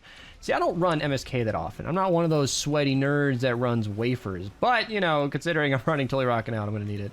I'm going to stop at 11. That should be plenty. Let's see here. Let's see. Got my physical copy ready to go. Just waiting for a crystal to be available. Should be after he throws this. So I'm just going to dash out of the way right now. I got no And the wafers. crystals should be available right here. There we go. Yeah, there it is. Nice and easy. Pretty good damage. 1.1 million. Okay. All right. And that's it. Jack's Revenge. Doing pretty well. I'm actually finding, same as last game where, if you guys didn't see my recent Jack's Revenge video, I was marveling at the fact that having phase shift is kind of a major upgrade. I kind of a big fan of being able to dash around and get to safety in different areas pretty quickly. All right, we got another crystal. He's gonna be, there we go, rotating to me. Oh no, there we go, there we go. I don't want to get hit by the laser, but I want to be able to hit the crystal. No, it didn't work. See, that's kind of a problem with this weapon. Like, big damage is pretty good for the crystals, but if you don't crit, it's useless. It shoots very slow. Ooh, sit down, Taker. Shoots very slow, and you know, if you have damage drop off, it's kind of a big deal. But when you do hit, look at that casual 2.5 million damage. It's kind of insane. Thank you, teammates. There's another crystal. Woo, okay, 1.3 million. We're losing a lot of damage on the crystal versus the actual enemies, but still a respectable amount. Fun little tip, by the way, if you guys didn't know. Xenon Bow, really good in the Storm King fight. I kind of prefer the Storm King's Wrath just for like the raw damage, but the Xenon Bow can do enough to break the crystals, and from anywhere. It's kind of my favorite weapon for breaking crystals now. I'm still team... Ooh, is that really not a crit? I'm still team Storm King's Wrath, but it's an option that might be more for... Did it really leave it at 1 HP? Okay, all right, we got it, we got it. All right, got another mini boss coming towards me. There we go. Not too bad, not too bad. Want to hit those headshots just to maybe do some extra amounts, but 2 million is... Yeah, not really cutting it. Let's do this. Follow up with the call out. Man, does it really take 2 crits to knock out a crystal? That is kind of bad. You know, like the Jack's Revenge, MSK, not expected to be a new best weapon or anything, but oh man, I was hoping it would crit for a lot more on the crystals. I was honestly hoping / expecting that it would one hit the crystals every time, but wow, without a wafer, I am struggling. I have crit rating on this, by the way. I think it happens sometimes. Yeah, there we go. He's down, he's down. And at this point, this is going to be just like a normal fight. I'm going to be building up just like normal, following Archer. See, sometimes it's best to just follow a teammate. Like if he's already building, I'm not going to be able to run ahead and do better than him. Fun fact, I actually have Totally Rocking Out, so might as well take advantage of that. Like, this weapon does have double crit damage on it, and even though I don't have any melee support heroes, I kind of forgot about that, but considering I have a team with loadouts that are specifically designed for MSK, I didn't think it'd be too big of a problem. So I've only got 4 wafers left. I sort of have to ration these. I've already been trying to use them as little as possible, but we saw against that Smasher what can happen when you don't guarantee your crits. But this is why I've never liked wafers in these fights. I feel like it's just super inconsistent how many you get, and then even if you do get them, you don't get enough to really rely on a Totally Rocking Out build. I know some people like to use the wafers when you're up at the horn, and you're not up at the horn nearly that often to make the wafers incredibly important to your journey, but it can still impact things if you're getting very unlucky. Oh, am I gonna survive? There we go. All right, somebody got the mini boss. The team is strong. I'm loving it. Oh, and I'm dead. All right, I'm alive. We're back in the fight. I don't think you can headshot the MSK. Does he have a headshot multiplier? I would not have thought so. Crystal's down, didn't even see it. Yeah, that would be kind of cool to see how a headshot weapon does, but you guys can see I'm holding on to the Plasmatic Discharger because I'm not really very confident in the Jax Revenge's ability to take out the MSK final phase. I think that's a reasonable concern because it's not that much. And I just wasted an entire wafer on a crystal that had like no health remaining. That's really disappointing. Can we get an F in chat, please? Oh man, another non-crit. Please, there we go. 2.5 million. Take those gunners out. Trying not to get killed by them. Ah! No! Mini boss. Mini boss? Alright, where? It's so hard to stay alive in the Storm King fight. Did everybody know that the Storm King fight was kind of tough? Especially when you don't crit. Why am I getting so unlucky? Why do I crit against a blaster and not the crystal, the thing I'm trying to shoot at? I'm saving the wafer for the end phase. I want to see Discharger totally rocking out boosted. That's what I want to see. That's what I'm interested in. Maybe I should be shooting these lower level targets where I don't need to crit. Is that on the back? Oh man. He rotated in a way that I didn't expect. Oh, there we go. We broke it. We broke it. Next is last crystal. All right. If we even make it. I was not counting. So, thank you. All right, last crystal. All right, no crit. Reloading slowly. There we go. There's a crit. Somebody knock it out. Knock it out. All right, I'll do it. There we go. He's down. He's down. No teammates are dead. That's good. Building blocker mini boss is not good. Gonna be able to get up to the horn super easy, barely an inconvenience. Yep, I wasn't sure if that was a safe area to build. All right, and I'm up here, just waiting for my team. So let's see. I'm not even gonna try Jax Revenge. Jax Revenge end phase is gonna be really, really low damage. I'm not confident it's gonna do anything, but I will pop a wafer and shoot a discharger. Let's see. I'm.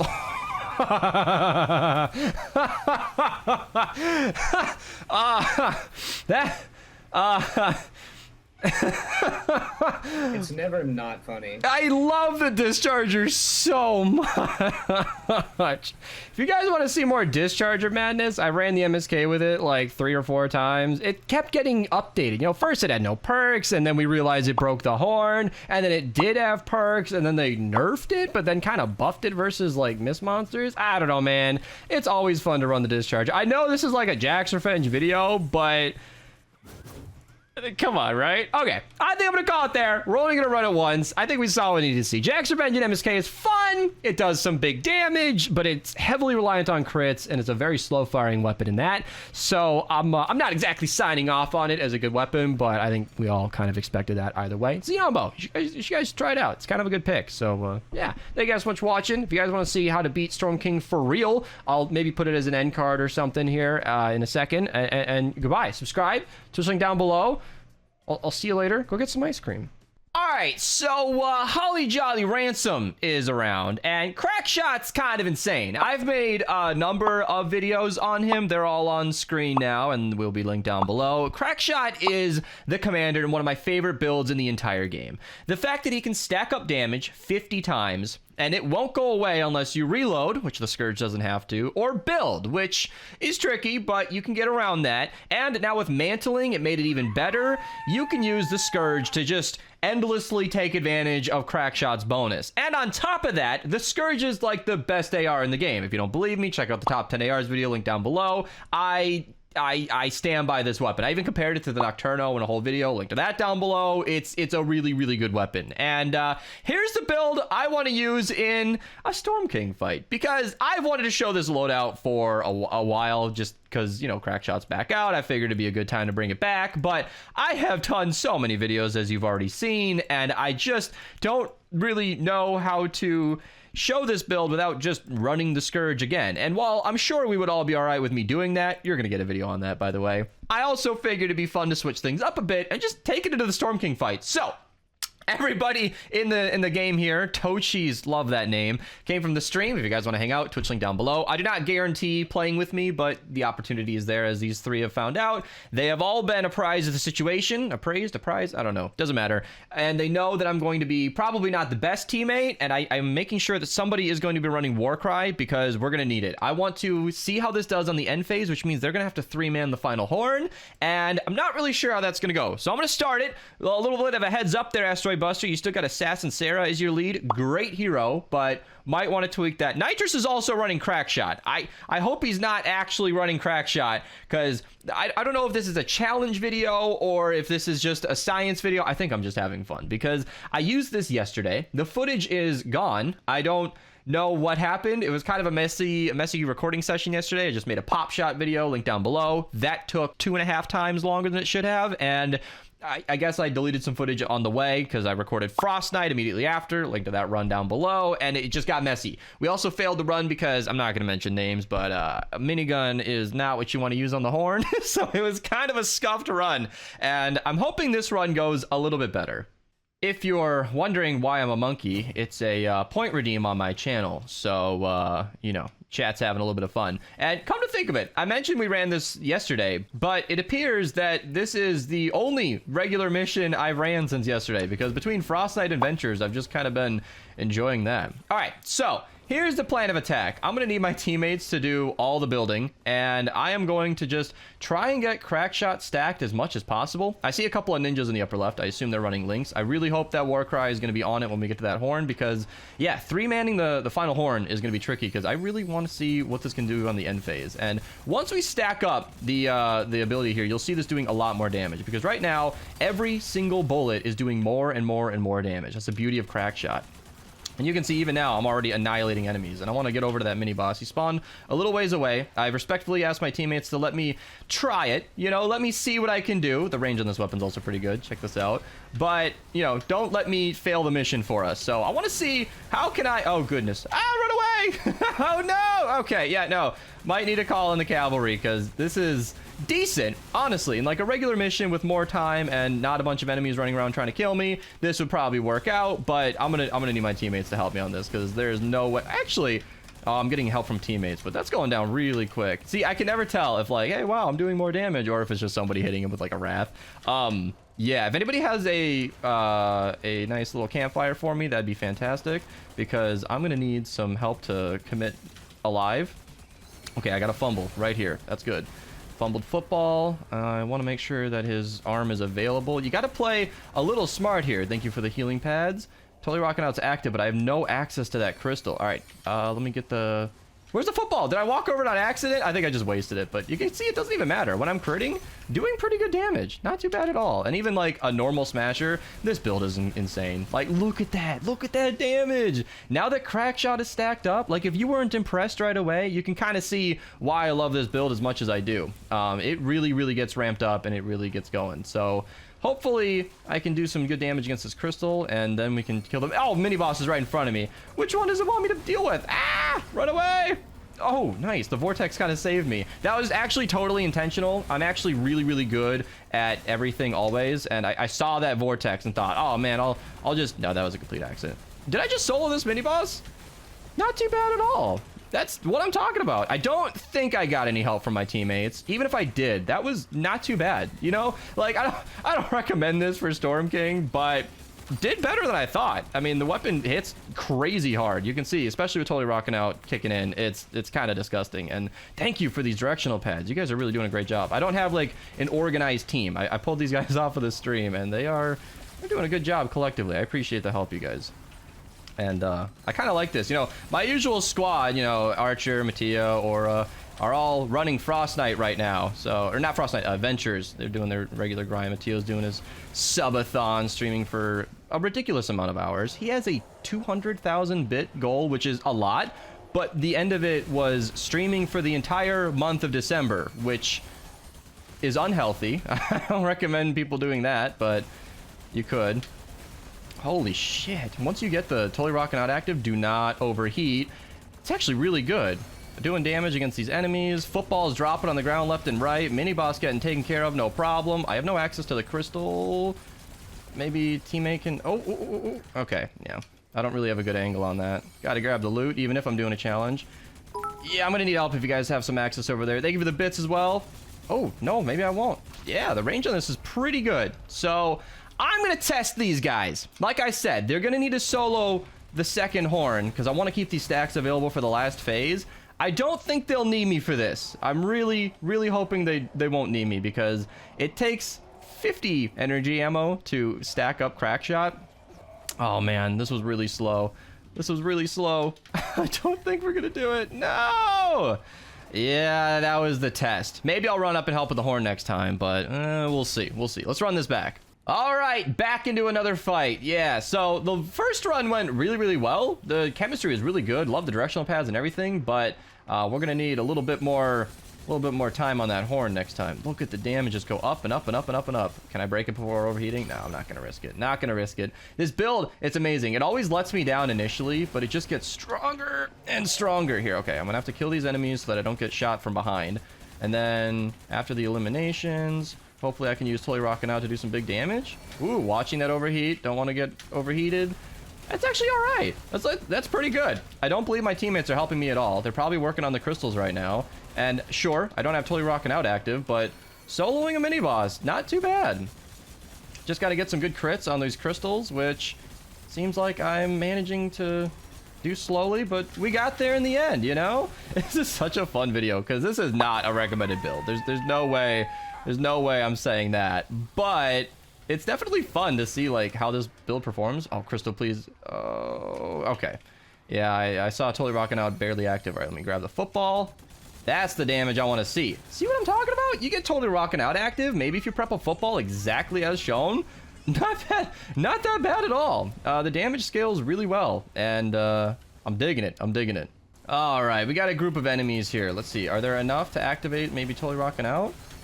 The cool thing about the explosions from this weapon is that they can eliminate other enemies and then activate it throughout, just like so. All right, these breaking the crystals, that's perfectly fine. I've already showcased what this can do against the crystals. I don't want to shoot when I can't see the overheating because the reason I'm not building is because I don't want to lose the Crackshot stacks. And if I overheat, I lose the Crackshot stacks. For those who want some science about Fortnite, when you overheat with the Scourge, it triggers a reload event, which actually activates like Locked and Reloaded for the 15%.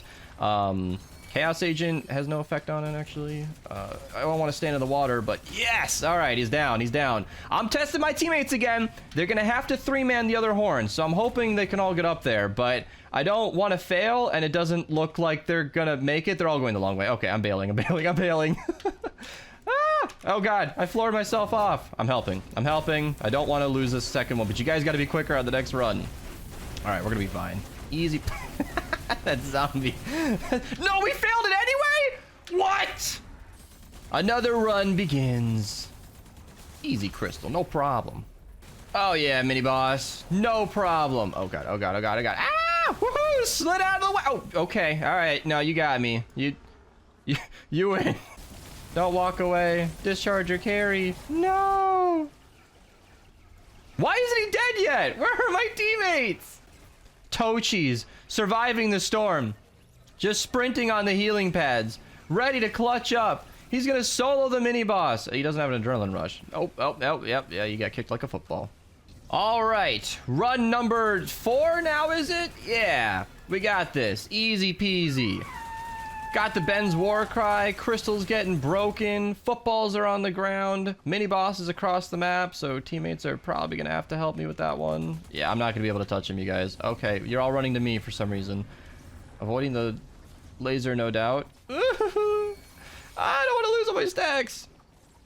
No, that mini boss is not getting any attention right now. This is not good. Okay, I want to keep using Crackshot and Scourge. Okay. Okay. Oh, easy discharger. Oh, no, not at all. All right. I feel like this is kind of how Storm King might have been intended. Like, we all gravitated towards the bundle bus, but not everybody has that. And I think a lot of people sort of ignore just how decent a good assault rifle or longer range weapon, like maybe even a shotgun. I know they're not long range, but might actually do pretty good against the horn. I saw people were using like the Jack's Revenge early on, although that's single target. But my point stands there, where like you don't need to do high single shot damage to actually do decent damage against the horn. I think a lot of SMGs would be better than people tend to think. It's just that there are better options that people care more about. So obviously those weapons win out, but these other weapons could do okay too. Okay, he's going down. They're building up right away. I even turned on my in-game voice where we can't hear them, but they can definitely hear me. And hopefully they can be a little bit more engaged in the fight. Oh, I don't want to die.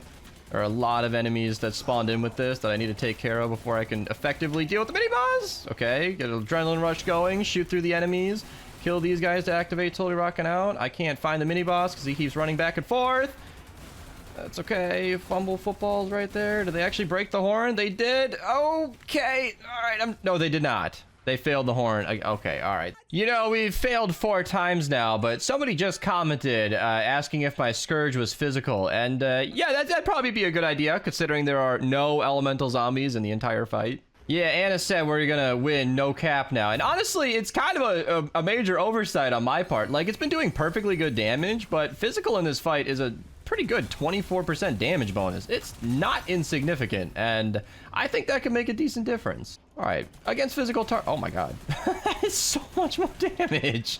Holy shit, I'm not even stacked up yet. This is easy. Wow, okay, yeah, physical. That would have been better to do early on. Look at that go. I know he's standing in a Discharger, but like, no, I'm not doing that much. That's all the Discharger. I'm gonna give that to the Discharger. Damage on the crystal though, yeah, critting for a decent bit more damage, and I don't want to overstack. That's okay. Don't want to lose it. Overheat, not overstack. Okay, the shadows mean damage. Okay, unless they appear with like no heads up. Ah! I don't like this. Crouching has made this pretty easy. You know, you can actually get some decent range on these things. It's pretty good. All right, crystal. Yeah, easy. Football, that's a lot more damage. Like, I know 24% is just kind of a number, but like, it in practice is way more damage. 600k for one headshot. One headshot crit, I should say. Oh, okay. The explosion just destroyed the shielder very easily. Discharger missed. I know I'm about to get lasered. Ooh. Okay, I want to pick up the football, turn around. Damn, easy. Melting smashers. That's not too bad at all. Can I kill the smasher? No. Okay, I was gonna say nah, he's not a problem, but then he died so fast I just figured I might as well. Oh, don't want to lose those stacks. Switching between 2 targets ups your damage. Got to use that on the Scourge. It's a little tricky in this fight because there aren't always single target or multiple targets against like a smasher or a mini boss, but not a problem. Not a problem at all. Physical, I'm digging it. Okay, I need a healing pad, and I have no teammates around to help me. I beg your help.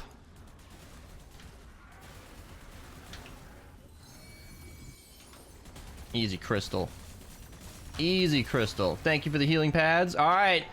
Good luck, you guys. Good luck. Nils, thank you for the sub. Gonna get a hype train going between you and Hylian. I appreciate it. I think they got it. They got it. The horn is broken. We have a run. This feels like my first ever Storm King run. Yes, I'm gonna link that down below. We tried for hours failing at the first horn, and this brings me back to those memories of 2019, almost, I think exactly 3 years ago, like 10 days ago would have been the 3-year reminder, or sorry, anniversary of Storm King. And those nostalgic memories of like getting that first horn down and knowing if we got the first horn done, we can do the second, and if we can do the second, all we got left is the end phase, and then we win. Oh, I'm gonna die. I'm gonna die. Oh, maybe not. Maybe not. I don't want to overheat. I don't want to get pulled in. Yeah, that's tricky. There's no survivability in this build besides Totally Rocking Out, and that's not that good. But I can activate Totally Rocking Out to do some really good damage. But I gotta get these ranged guys out of the way, and the Vortex is pulling me into the fight. I'm trying to just shoot backwards, activate Totally Rocking Out, do enough of a damage bonus to take out the mini-boss, take out the nurse, break away, dodge the... Dodging these is like dodging rain. This is difficult. I don't even how did that hit me? Thank you, fellow Crackshot fan. I'm back in the fight. I'm here. All right, I hear that crystal, but yeah, it broke right away. No problem. No problem. Yeah, want to push into it, but I'm a loot goblin. I can't not pick up the loot. We got 3 minutes on the hype train. Are you guys actually gonna do that? Premier Club with 1,000 bits? Oh, you guys are hyping me up. This is the run. This is the run. Easy win. We got this. I'm ready for mini boss. There we go. Remember, switching between targets ups our damage. Kill him so he doesn't break our... Ah, he wants me! Okay. Hold on. I just want to destroy these guys, get Totally Rocking Out active, and look at that damage go. Not even headshots. Oh, yes. Physical really changed things around. Okay, that's on the other side. Just nice little hop, skip, and a jump. Shoot from the back. Nice. Broke it. Very cool. Thank you for the bits again. Quasi with the 420 Premier with another 1,000. Oh, you were just distracting me now. I got the Ben's Warcry to hype me up. Ah! Ah! I want that football, but it's in the instant death. There's a crystal. Track the hand? I can't do that. Okay. All right. All right. Yeah, the hand's not going to break, but maybe there's another crystal that's weaker. Oh, perfect. Perfect. And he's down. All right, you guys. I cannot help you on the horn. I need all of my stacks for this final fight. I need something to give me a football. A football would be great, but I need something a little closer. No! I went down! I threw! Oh, they're not even gonna break the horn. The humanity. Oh, we're failing in the final hour. This is painful. Oh, God. Oh. With all the hype in chat, Nils gifting another sub. Riley with the prime sub. Can we get the Fs in chat? We're gonna run this back again, and we're gonna win it on the next one. I know it. We had the first horn. It was broken. That run was in the bag. Nitrous with the 100 bits. Round 6 begins. We failed right at the end. I failed at the same time they did. Premier Club is gifting a sub to the Mythic Storm King. No! You cannot be gifting subs to the Storm King. He is our enemy. The whole thing we're doing here is to beat the Storm King. You cannot be gifting him a sub. Although, maybe this is a bit of taunting. Maybe you're just gifting the sub thinking it'll lure him into the stream and he can watch us beat him. I don't know. Maybe it's a tactic. Maybe there's a whole plan going on here. Woo, that's some good Tully rocking out. Okay, yeah, I stopped it early so I can basically barely not overheat. All right, crystal's down. That's good. That's the second crystal. And oh, so close to overheating. So close to overheating. Oh, did the hype train conclude? Yeah, I think. Gifted a sub to Mythic Storm. Are you just gonna gift subs to every version of the Mythic Storm King? What a troll. What a troll. He said he'd gifted like a ton of subs to other channels, and I believe him now. Oh, I want to avoid that thing he's throwing. Okay. I don't know if it was a boulder or what. Oh, I want to keep that football. I want to keep the football, just in case there's a big target spawning on me. Or a crystal. Just got to stay active. Stay active, not dead. Ranged guys are probably the most likely to kill me, so just gonna stay safe. Oh, there we go. God, he just spawns in angry. It's like a teenager starting their day of school. Oh, come on, the bubble stealing my thunder. This is bullcrap. I'm being scammed right now. Okay, I want to take out the smasher. I think they took out the crystal. Feel free to help me on the mini boss. Oh, okay. All right. You know, I maybe should have taken out the smasher. Back in the fight, killing the Storm King's mini boss. Okay, running away. I gotta get my stacks of damage back up, so I'm just gonna work on. Oh, that damage is still so high. It's amazing how much extra damage you can do. All right, good luck, teammates. I can't help you on the horn. If they can't break this first one, we're gonna fail. Oh, toe cheese. You gotta be careful when you build up. It got broken out. Oh, he's on the far north side. It's a good thing we got 2 war cries. Asteroid Buster's gonna boost it for Nitrous. He and him are gonna duo it, no problem. Tochi's is on the ground. If I was paying attention, I could have saved him, but they're going to duo it, no problem. Easy. Lucky crits, taking it out, just with 2 of them. Tochi's, I'm on my way. I, of all people, the main DPS loadout with no healing in my support besides totally rocking out, is the medic. We still got the hype train going. We got the Ben's Warcry going on. Chat, I think we have another run. With the horn out of the way, that means this run has a chance. It has a chance. If they can break the horn once, they can break it twice. If I can just, I don't know, not die, I can actually be alive for that end phase and see how well Crackshot can take out the final phase of the Storm King. All right, I'm going to try and switch between multiple targets here just to get some extra damage on him. Slide out of the way last second. Woo-hoo-hoo-hoo! Cutting it a little close on that one, I dare say. Get those headshots in there for sure. We need all the extra damage we can get. Okay, that was an adrenaline rush if I've ever seen one. Crystal. It's funny, I'm worrying so much about the crystal, even though like I've got teammates with launchers that can do a lot better. I'm gonna request a healing oh, there's one right over there. Okay, I heard that crystal break. Oh, I can't sprint anymore. Oh my gosh. Cutting it a little close there, huh? Okay, beehives. I remember my very first Storm King run. I'm gonna link that video down below again. I or remind about that link down below. I remember saying, fuck you, Beehive, fuck you, Beehive, fuck you, Beehive, because they were a real problem, a real menace, you know, really working their hardest to make sure our runs did not succeed. But we fought them. We fought the Beehives. If anybody wants any Hype Train emotes, by the way, you can donate 100 bits minimum to be able to get the Hype Train emotes. And then if you gift a sub, Prime sub, you can sub for free if you have Amazon Prime. You can gift a sub, resub, any of that, and it'll make you eligible to get some emotes from the Hype Train. Oh, shit. Run, run, run, run, run. I need help on those, on the mini boss. There's no way. There's no way. Yeah, we gotta clutch the mini boss, you guys. I cannot do it. I cannot do it. I think after the first horn, it would make sense if we all just sort of focus the smasher. I don't know why I have the discharger. It is not the best one for the mini boss. This is not going to be doing the trick. I should probably be carrying a wrath if I'm going to be shooting the mini boss. Why are you going for the crystal, you guys? Why are you over there? There's a mini boss alive. Oh, we cannot clutch this. There's no way.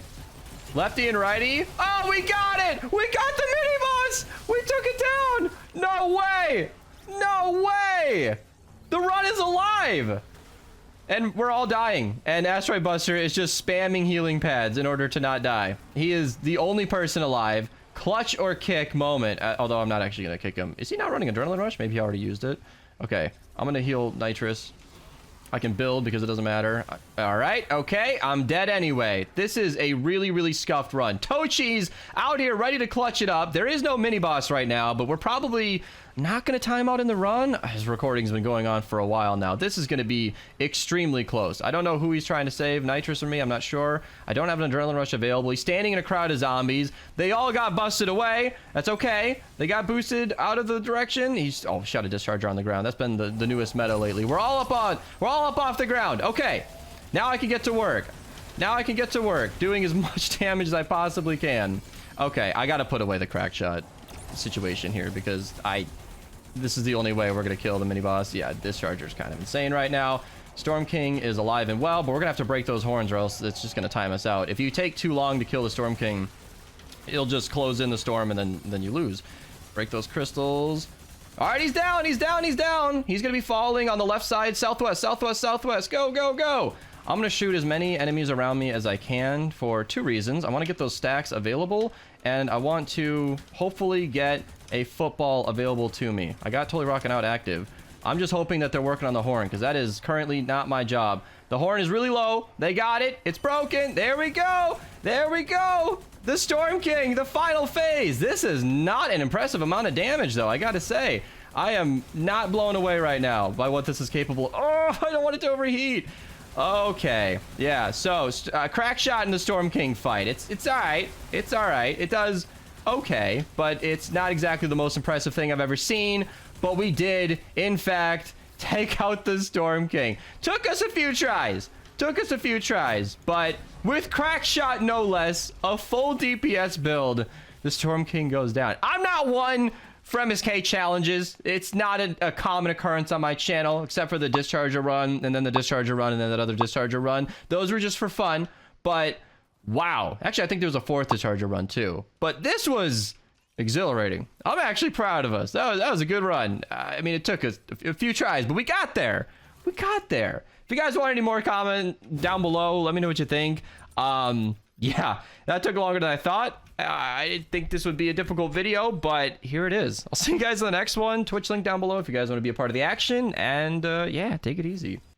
All right, this is going to be kind of a for funsy video, kind of a testing video, because I haven't done anything quite yet, but I figured it'd be fun to hop in here with Katie and Matteo, both of them content creators, link to them down below, and try out the brand new hero, Chaos Agent. With his Quick Fingers ability, it was realized by us that we can instantly reload our pot shot by using an ability. And I figured, well, that would be really, really good on the Storm King. So let's hop in here and just, you know, just beat the Storm King using the new hero.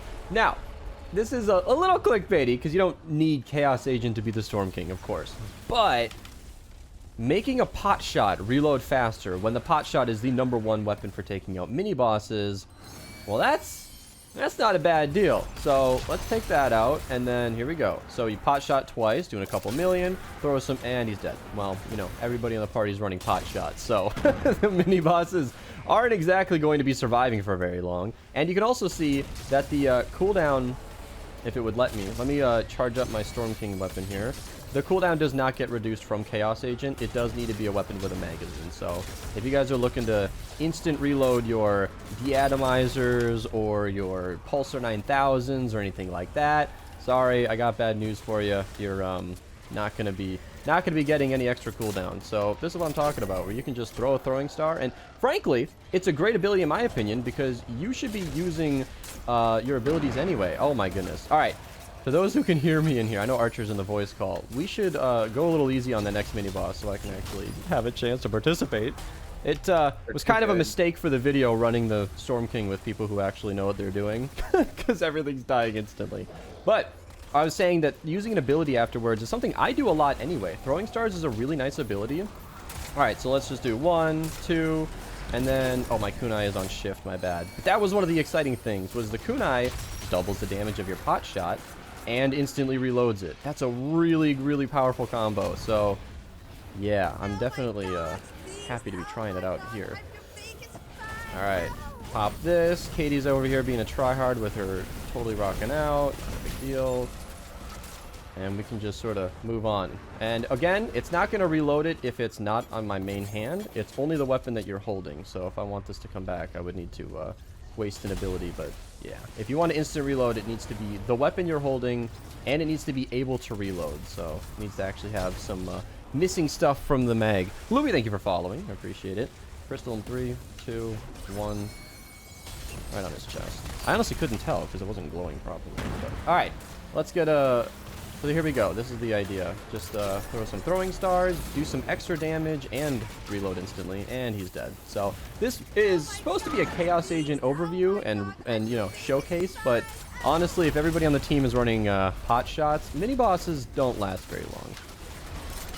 Ooh, see, that would have been good. He died from Archer, but that's what I'm talking about, where you can just shoot, activate that ability, doing extra damage in the process. That's how I look at it. Like, would you rather be spending your time spent reloading, actually reloading, or using an ability to do extra damage? You know what I mean? That's kind of a good trade-off. So instead of just standing there doing nothing, I'm using throwing stars to do more damage. It's a really just, you know, like I said, something I used to do anyway, but a fantastic little combo. Fun fact, when he does the little burst thing, if you're doing that, he won't knock you back. Was there a mini-boss over there? I think he died immediately. Yeah, I didn't even have to swap off this one pot shot to my other one. Yeah. I also swapped my pot shot to a crit build. I've long been using quad damage or triple damage, and I stand by that. It's really nice and consistent, but I like the big numbers, and I wanted it for the video. So, Archer's down. I got knocked into the storm by a shielder. And the mini-boss is dead. Okay, so let's do this. If you adrenaline rush me, I'll be fine.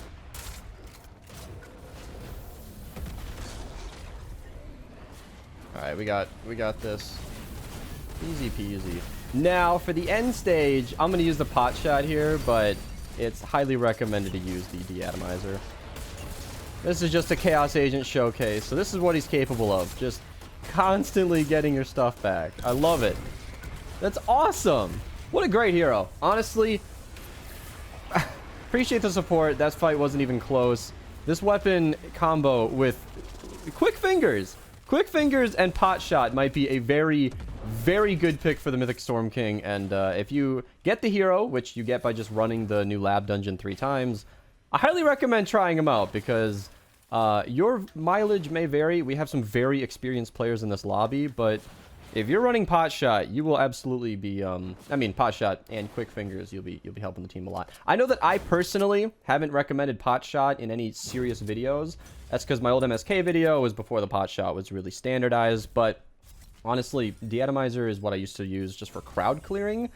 If you can avoid the crowds like I did in this video and just sort of not get hit or use campfires or healing pads, you don't need a deatomizer. Deatomizer is better for that end phase there, but if you have 3 people spamming the pot shot, There are a lot of great ways to beat the Storm King, and that's the crux of it. If you want my guide on it, link down below. You guys can check that out. It gives a lot of great information, and it sort of shows the loadout that I used here. I used a Boring Blast in the past build. Katie, like I said, was running Totally Rocking Out. I don't know if she was specifically using Totally Rocking Out or just the wafers. Both are good options. I like to use Blast in the past for consistency, but if you want to maximize your damage, Totally Rocking Out can work, but remember, you will be very fragile. And as you saw, I was using healing pads a lot in this mission, even with Blast from the past. So Katie was able to stay alive better than I could, although she was running Soldier. So typically, if you're not running Ninja, you want to be a little more conservative, stay a little safe. That makes sense.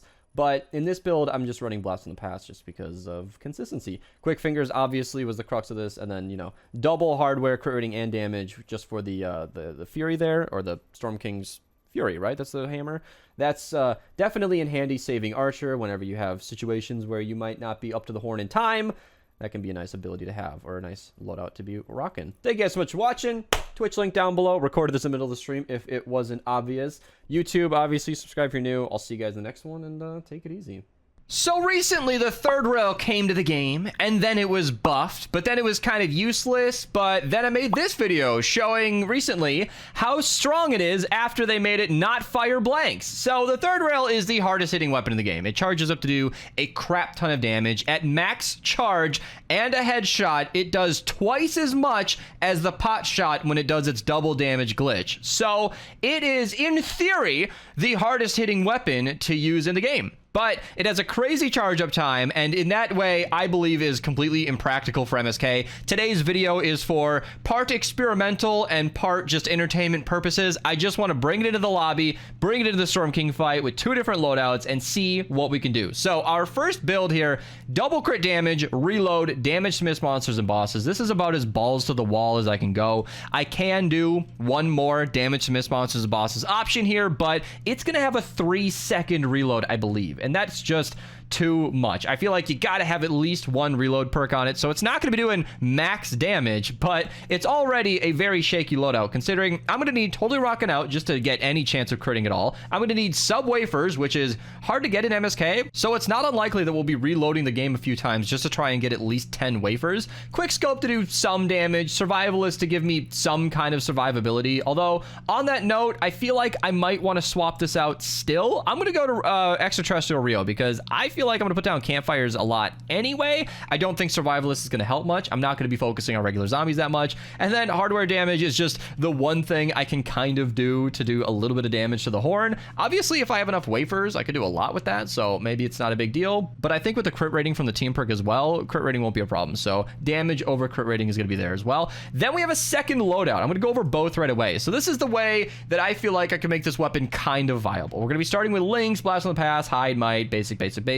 hardware damage, hardware crit rating, and then I only have Quickscope. It's the only one that I have in here. Sniper damage 17%. This is usually how I run, except that instead of Redline Ramirez, I use Demolition as Penny just to buff my rockets by 17%. That is, in my opinion, the meta basic Blast from the Past build. A lot of people like wafers as well. You can do that too, but I feel like this is the way to go for Blast from the Past. And then the weapon I'm using is Fire Rate to maybe charge up a bit faster. Reload, as mentioned. Damage, just because it's a lot more consistent than crits and should still do enough. Damage to miss monsters and bosses for the mini bosses, of course. And then the 6th perk is kind of irrelevant on both of these. One of them has crit rating, and I figured, or I'm sorry, one of them has shield, and I figured that would be better paired with my Totally Rocking Out loadout. I don't imagine it's going to help a ton, but maybe it will. Maybe I'm wrong. 3% of the damage dealt is enough to get you basically max shield with a good crit, so maybe that'll be good for Extraterrestrial Rio. And then the other one, again, doesn't matter because I'm already using Blast in the Past. I won't need shield at all. So I'm going to hop in with the Rabbit Raider Jonesy build. My teammates are super nice. They all agreed not to use wafers, so hopefully I can get a good amount, and I'll hop in game once we get started.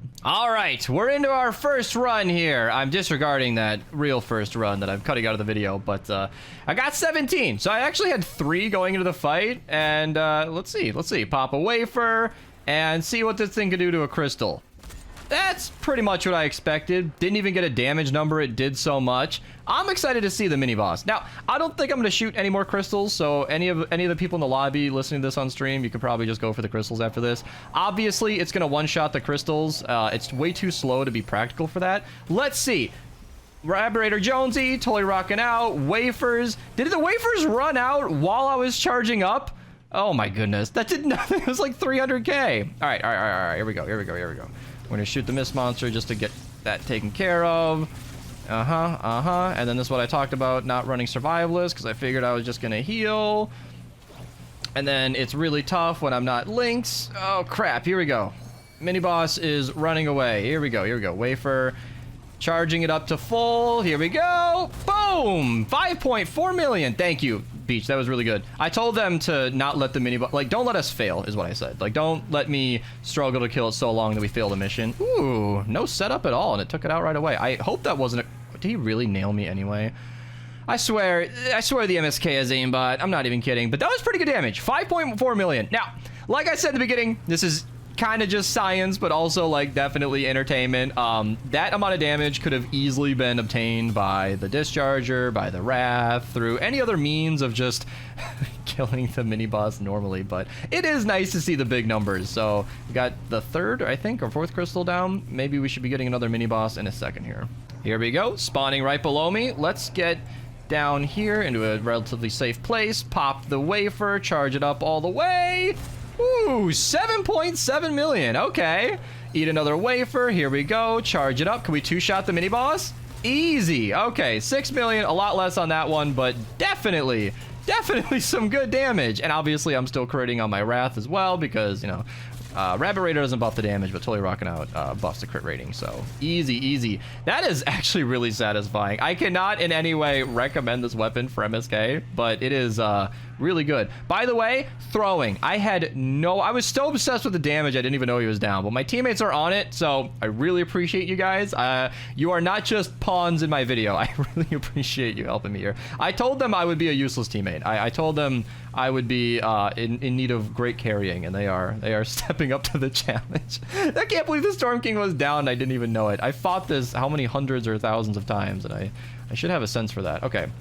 I'm about as far away from that mini boss as possible. I don't have any direction. Oh, I do. Oh my god. Throwing left and right. Here we go. Let's do Warcry this time as well, just to see. Wafer charging up with the third rail. I don't even know what that number was. It looked like 6 million. I did this in my third rail video where I kept reloading it after every shot, as unnecessary as that was. Let's aim it in. Here we go. Oh, I got knocked out of the way right at the time I was ready to shoot. Here we go. Get above them. This is so hard to manage it. I guess I'm going to need my teammates to bail me out again because I am not going to be helpful on this. If I can get close to my teammate, maybe he can Adrenaline Rush heal us both. There we go. He got us both, it looked like. I want to try and use the third rail, even if it's impractical. Here we go. I got 2 shots left. Let's charge it up. Oh my god, I am just throwing! All right, here's another mini boss spawning way out of the map, just making it easy for me. Boom! 7.75 again. That was the number we achieved earlier. Oh no! Boom! No! Where's my crit? Nah! I don't want to lose again. Here we go. All right, we're gonna knock him out. Easy 3-shot. What was that? What was that damage? It's like what the fuck was that damage, my guy? But like worse. Uh-oh. Oh no, I ran out of space. Did I hit him anyway? I actually hit the monitor. I ran out of mouse pad space to do any damage. Okay. All right. We're gonna get up there in time. We're gonna get up there. We're gonna pop the war cry. Get everybody buffed. All right, here we go. End phase MSK, war cry. Ooh, that did not look like much. Okay, let's get away for this time. Here we go. Can we actually crit for some damage? That's a pretty good chunk. He's gonna knock us off, so I'm not gonna eat yet. Here we go. See what we can do. Discharger's easily carrying. Ooh, good little chunk of damage though. You know what? Actually, it's so weird. Still not recommending this weapon, but I don't think anybody is sad to see a nice big crit from this weapon. So I'm gonna switch to the more practical loadout. I think we got a good demonstration. Nice little 7.75 million damage. I can talk today, I promise. Let's switch to something that I deem a little more practical, a little more convenient, and just see how it does, I guess. All right, before we hop in, just a reminder of the build. Lynx Cassandra, Soaring Hide Might, Quickscope, Actuate Attacks, Hardware Crit Rating, and then the weapon we're using is going to be a little bit more conservative, you know, fire rate, reload, damage to miss monsters, not relying on crits this time. Let's see how it goes. All right, Lynx MSK with the third rail begins. Now, I don't suspect I'm going to need my kunai to do this crystal shot, but I mean, we want to see it, right? What? Did I miss? I'm throwing. All right, I'll try to hit another crystal later in the video. All right, here's a nice little smasher. Let's see, that's 1/3 rail, that's 2.5 million without much trying there. My teammates are clearly not letting me have this. Ooh, was that less? Probably because I missed the headshot. I think I fell down, so I don't have Lynx's kunai. What can we do against the crystal? Yeah, again, so much damage, we don't even get a number. Let's see, can we get another kunai boost? Please don't kill me, please don't kill me, please don't kill me.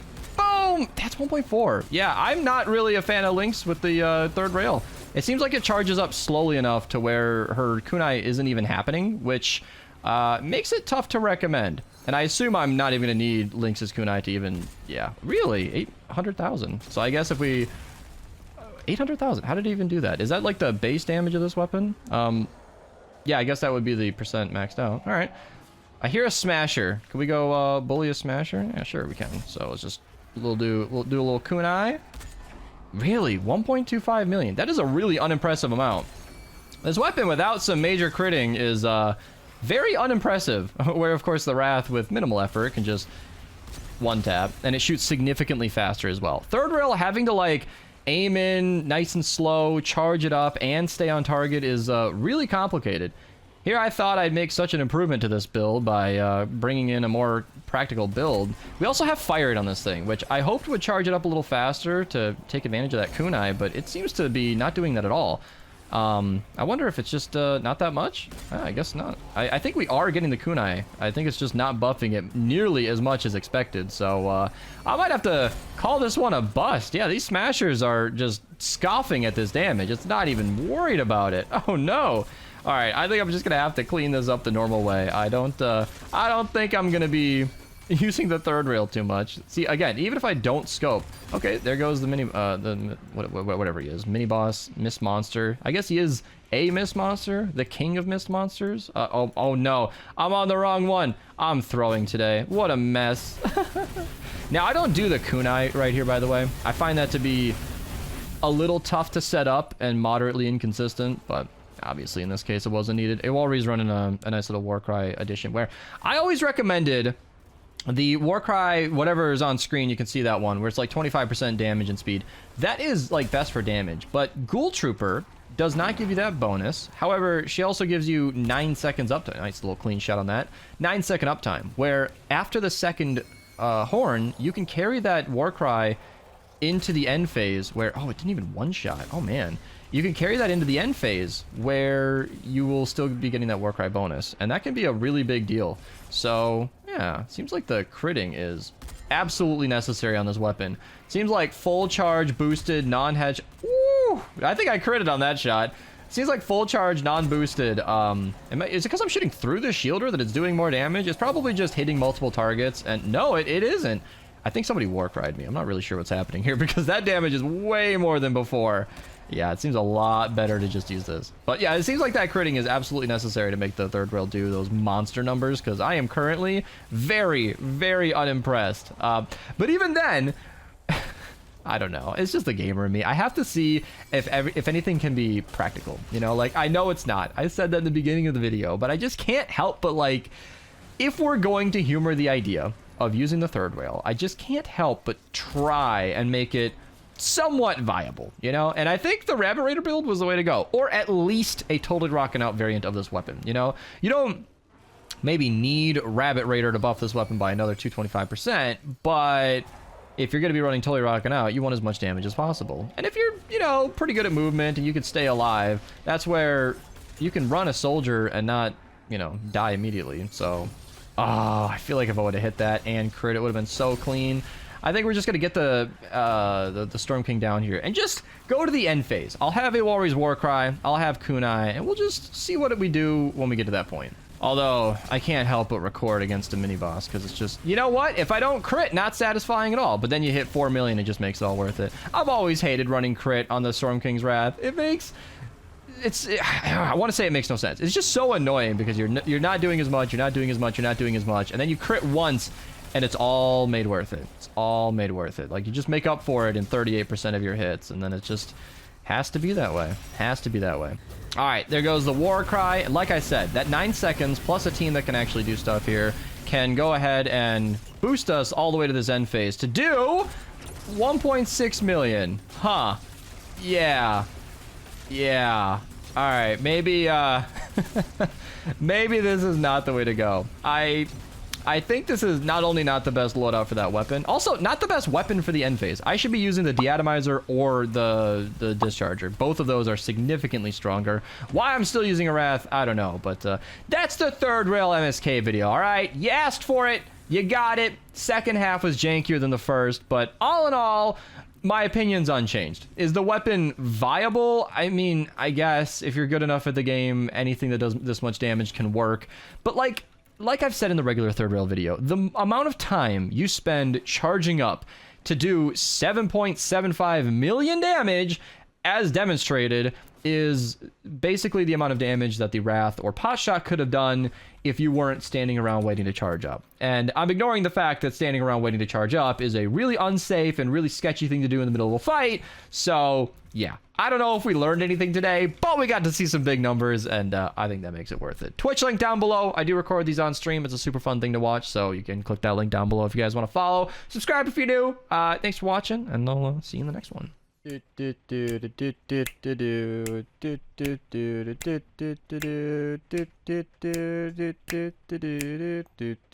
And then